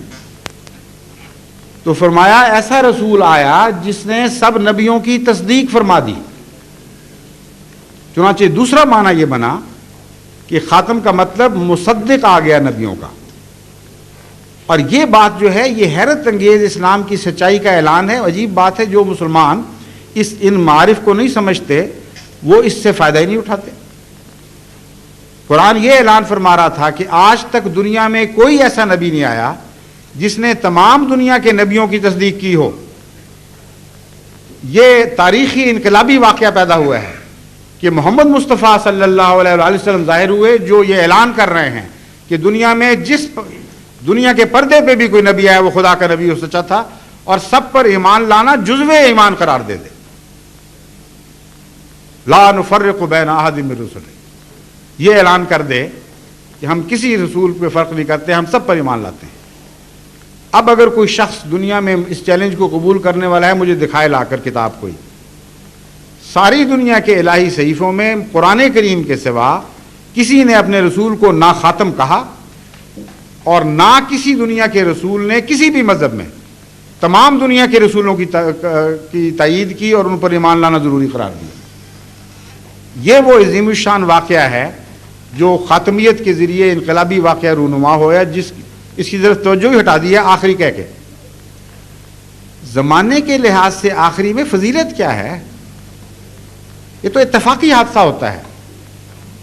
اگر آخری ہیں تو کن معنوں میں؟ عرب اگر آخری کا معنی استعمال کرتے بھی ہیں تو شان کے معنوں میں، اور شان کے معنوں میں آخری تب ہو سکتے ہیں جب آپ کے دین آخری ہو، آپ کا مرتبہ آخری ہو، آپ کا کلام ان معنوں میں آخری ہو کہ کوئی شخص اس کو تبدیل نہ کر سکے، کوئی اس کی مخالفت نہ کر سکے، اور قیامت تک ایک غیر مبدل کلام آپ کو دیا جائے، اور آپ کا خود کلام ایسا ہو کہ قرآن کریم کی روح سے اس کا ماننا ضروری ہو قیامت تک کے لیے۔ وَمَن يُطِعِ اللَّهَ وَالرَّسُولَ، یہ شرط لگا دی جائے۔ یہ ہے خاتم کا معنی۔ ایسا آخری رسول آیا جس کے اوپر جو کتاب نازل کی گئی وہ آخری تھی، جس کا اپنا کلام آخری بن گیا، جس پر اطاعت بس ہے، اس کے سوا کسی کی اطاعت فرض نہیں رہی، کسی اور نبی کی، اس کی اطاعت کرو، اور جو اس کی اطاعت کرنے والا ہے اس کے ساتھ چلو، وہ تمہارے لیے کافی ہے۔ یہ قرآن کریم نے تشریح کر دی ختم نبوت کی۔ اب اس آیت کو آگے چل کے دیکھیے کہ پھر کہاں تک پہنچاتی ہے یہ نبوت۔ فرمایا من یطع اللہ والرسول، جو شخص بھی اللہ کی اور اس رسول محمد مصطفیٰ کی اطاعت کرے۔ یہ ایسا اعلان ہے جو بعض مسلمان علماء سوچتے نہیں کہ بڑا روحانی انقلاب کا یہ ہے ساتھ، روحانی انقلاب اور ساتھ کا اعلان ہے۔ ایک طرف فرمایا سب نبیوں پر ایمان لاؤ، دوسری طرف فرمایا ہم تمہیں سب دوسرے نبیوں کی غلامی سے آزاد کرتے ہیں۔ ایمان لاؤ لیکن غلامی کے لیے نہیں، غلامی صرف اس رسول کی کافی ہے۔ جو کچھ تم غیروں سے فیض پا سکتے تھے یا پایا ہے وہ سب کچھ تمہیں اس سے بڑھ کر یہاں مل جائے گا۔ یہ اعلان ہوا ہے خاتمیت میں اصل۔ اس کی تشریح قرآن سے سنیے۔ فرماتا ہے من یطع اللہ والرسول، جو شخص اللہ اور اس رسول محمد مصطفیٰ کی اطاعت کرے گا، فاولئک مع الذین انعم اللہ علیہم، یہ حصر کا صیغہ ہے۔ اب صرف یہی لوگ ہوں گے جو انعام پانے والے گروہ کے ساتھ ہوں گے، اس کے سوا انعام پانے والے گروہ کے ساتھ اور کوئی نہیں ہوگا۔ جب ہم یہ آیت پیش کرتے ہیں تو ہمارے مخالف علماء کہتے ہیں دیکھا نا، ماں کا لفظ خدا نے بولا ہے، ساتھ ہوں گے، گویا کہ انعام پانے والے تو نہیں ہوں گے، پانے والوں کے ساتھ ہوں گے۔ ہم کہتے ہیں خدا کا خوف کرو، اتنا بڑا عظیم الشان اعلان کہ سب نبیوں سے افضل ایسا آیا جس نے باقیوں کی غلامی سے آزاد کر دیا۔ اس سے پہلے نبیوں کے ماننے والے تو انعام پانے والوں میں سے ہوتے تھے، اور یہ ساتھ ہوں گے۔ اس سے بڑا ظلم اور کیا ہو سکتا ہے؟ مگر ہم کہتے ہیں آگے تو چلو کیا لکھا ہے، آگے ماں نہیں دہرایا، ساتھ ہوں گے کا مطلب من بیانیہ کے ذریعے ظاہر فرمایا۔ فرمایا من النبیین والصدیقین والشہداء والصالحین وحسن اولئک رفیقا۔ ساتھ ہوں گے کا کیا مطلب ہے؟ نبیوں میں سے ہوں گے، صدیقوں میں سے ہوں گے، شہداء میں سے ہوں گے اور صالحین میں سے ہوں گے، اور یہی لوگ ہیں جو بہترین رفیق ہیں۔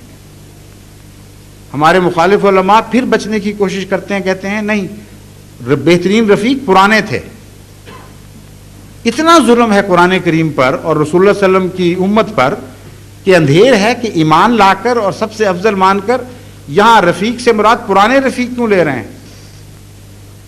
کیا نعوذ باللہ امت محمدیہ کے لیے یہ فخر کی بات ہے کہ انہیں غیروں کی رفاقت نصیب ہو، یا یہ ان کے لیے فخر کی بات ہے کہ ان کو محمد رسول اللہ اور آپ کے ساتھیوں کی رفاقت نصیب ہو؟ یہ معنی قرآن سے ثابت ہیں کہ یہاں رفیق سے مراد، بہترین رفیق سے مراد غلامان محمد مصطفیٰ صلی اللہ علیہ وسلم ہیں جو ان کے ذریعے انعام پانے والے ہیں۔ چنانچہ فرماتا ہے کنتم خیر امت اخرجت للناس تامرون الناس بالمعروف وتنہون عن المنکر، تم بہترین امت ہو۔ اس سے پہلے کبھی بہترین امت آئی نہیں، تو بہترین امت بہترین رفیق ہوگی یا ادنا امتیں بہترین رفیق ہوں گی؟ پھر ہم ان کو توجہ دلاتے ہیں کہ آپ تقویٰ سے فیصلہ کریں تو کوئی مشکل ہی نہیں حل رہتی۔ ماں کا لفظ ایک آپ کے لیے الجھن کا موجب بنا ہوا ہے، باقی عربی لغات کو چھوڑ دیجئے، قرآن سے میں ماں کا لفظ دکھاتا ہوں، اب بتائیے کہ کیا مطلب ہے اس کا، من ہے یا ساتھ ہے، مال غیر مراد ہے یا بیچ میں سے مراد ہے؟ امر واقعہ یہ ہے کہ تعریف کے مقام پر ماں کا لفظ من کے معنی دیتا ہے، اور جب ہم جنس ہوں اور تعریف کا موقع ہو تو لازماً من کے معنی دیتا ہے ورنہ غیر کے معنی دیتا ہے۔ چنانچہ قرآن کریم فرماتا ہے کونوا مع الصادقین، اے مسلمانوں صادقوں کے ساتھ ہو جاؤ یا صادقوں میں سے ہو جاؤ۔ کیا معنی ہوگا؟ کونوا مع الصادقین لازماً من کا معنی ہے، پھر دعا سکھاتا ہے ربنا ولا توفنا، ربنا وتوفنا مع الابرار، توفنا مع الابرار، اے خدا ہماری جان قبض کر نیکوں کے ساتھ، یعنی جب نیک مر رہے ہوں تو ہمیں بھی مار دے، یا ایسی حالت میں کہ ہم نیکوں میں شمار ہو رہے ہوں۔ تو قرآن کا محاورہ تو اتنا کھولتا چلا جاتا ہے اس مضمون کو کہ کسی متقی کے لیے کوئی گنجائش رہتی ہی نہیں باقی۔ یہاں مدح کے مقام پر ما استعمال ہو رہا ہے، ایسے واقعہ کی جزا کے طور پر استعمال ہو رہا ہے جو اس سے پہلے رسول اللہ صلی اللہ علیہ وسلم کی بعثت سے پہلے کبھی رونما نہیں ہوا تھا۔ یعنی ایسا رسول آ گیا جس نے دوسرے رسولوں کی اطاعت سے آزاد کر دیا، اس لیے نہیں کہ انعام کم کیے، قرآن فرماتا ہے اس لیے کہ سارے انعام اکٹھے کر دیے، اپنے در سے وہ انعام جاری کیے جو دوسروں کے دروں سے ڈھونڈنے پڑتے تھے، ان کو خوشخبری دے رہے فاولئک مع الذین، دیٹ از، اس کا مطلب یہ ہے اولئک من النبیین، شک کو دور کرنے کے لیے ساتھ فرما دیا من النبیین والصدیقین والشہداء والصالحین۔ تو خاتم کی تشریح آپ قرآن سے کیجئے، خاتم کی تشریح حضرت محمد مصطفیٰ صلی اللہ علیہ وآلہ وسلم کے ارشاد سے کیجئے، خاتم کی تشریح عربوں کے استعمال سے اور صحابہ کے استعمال سے کیجئے، مضمون کھلتا چلا جاتا ہے۔ یہ خاتم کا معنی بہترین، سب سے اعلیٰ، سب سے زیادہ فیض رساں، فیض کو بند کرنے والا نہیں بلکہ فیض کو جاری کرنے والا ہے۔ دوسروں کا خاتم ہے، اپنا خاتم نہیں، یہ غور نہیں کرتے لوگ۔ قاتل اگر اس خاتم کو اس میں فائل کے طور پر لیں تو خاتم بھی پڑھتے ہیں، اس لیے لوگ ختم کا معنی نکالتے ہیں۔ تو قاتل اپنی خودکشی تو نہیں کیا کرتا، قاتل غیروں کا قتل کرتا ہے۔ تو ان معنوں میں یہ مضمون سورہ نساء کی اس آیت کے ساتھ بالکل مطابقت کھاتا ہے کہ تمام دیگر انبیاء کا فیض ختم کر دیا اور اپنا فیض جاری فرمایا، ختم نہیں کیا۔ عرب تو ایسی باتیں نہیں کرتے، زیادہ بہتر عربی جو سمجھتے ہیں، لیکن ہمارے پاکستانی علماء بعض عجیب مثالیں دیتے ہیں، کہتے ہیں ختم کا مطلب مک گیا، مکا چھڈیا، یعنی بالکل ختم ہی کر کے رکھ دیا، کچھ نہیں چھوڑا باقی۔ اور تم کہتے ہو یہ آ گیا مرزا صاحب آ گئے، یہ کس طرح بچ گیا اس قیمے میں سے جو رسول اللہ صلی اللہ علیہ وسلم نے کر دیا اور ختم کر کے چھوڑ دیا۔ ایسی مذہب کا خیز باتیں دین کی طرف منسوخ کرتے ہیں، تعجب ہوتا ہے۔ ایک دفعہ ایک مولوی صاحب میرے پاس ایسے تشریف لائے, میں نے کہا بہت اچھا آپ کر لیں مانے, میں ثابت کرتا ہوں کہ اس ختم پر بھی آپ ایمان نہیں لاتے, میں ایمان لاتا ہوں. کہتے کس طرح؟ میں نے کہا ختم کس طرح کیا نبیوں کو, مار دیا جان سے یا فیض ختم کیا؟ چکر میں پڑ گئے. میں نے کہا میں بتاتا ہوں, جان سے مار دیا اگر آپ کہتے ہیں تو آپ کے عقیدے کے مطابق, میرے عقیدے کے مطابق نہیں. سارے نبی مر چکے تھے سوائے عیسیٰ علیہ السلام کے. ٹیسٹ کیس تھا, اگر جسمانی طور پر ختم کرنے والے تھے تو عیسیٰ کو کیوں نہ مارا؟ کیا یہ خاتمیت زمین تک محدود تھی؟ حالانکہ خود سارے علماء مانتے ہیں کہ اس خاتمیت کا تعلق, چونکہ آپ عالمین کے لیے رحمت ہیں, اس لیے آپ کی خاتمیت بھی عالم پر حاوی ہے. تو وہاں کیوں نہ پہنچی خاتمیت؟ عیسیٰ کو کیوں نہ جان سے مار دیا؟ ایک عقیدہ آپ نے مان لیا کہ جسمانی خاتم نہیں تھے, میں کہتا ہوں خاتم تھے. میں کہتا ہوں ایک بھی نبی زندہ نہیں تھا اس وقت. ساری کائنات میں نہ زمین پر نہ آسمان پر اس وقت کوئی زندہ نبی موجود نہیں تھا جسم سمیت. میں خاتم مانتا ہوں کہ آپ خاتم مانتے ہیں. پھر میں نے کہا روحانی فیض لے لیجئے.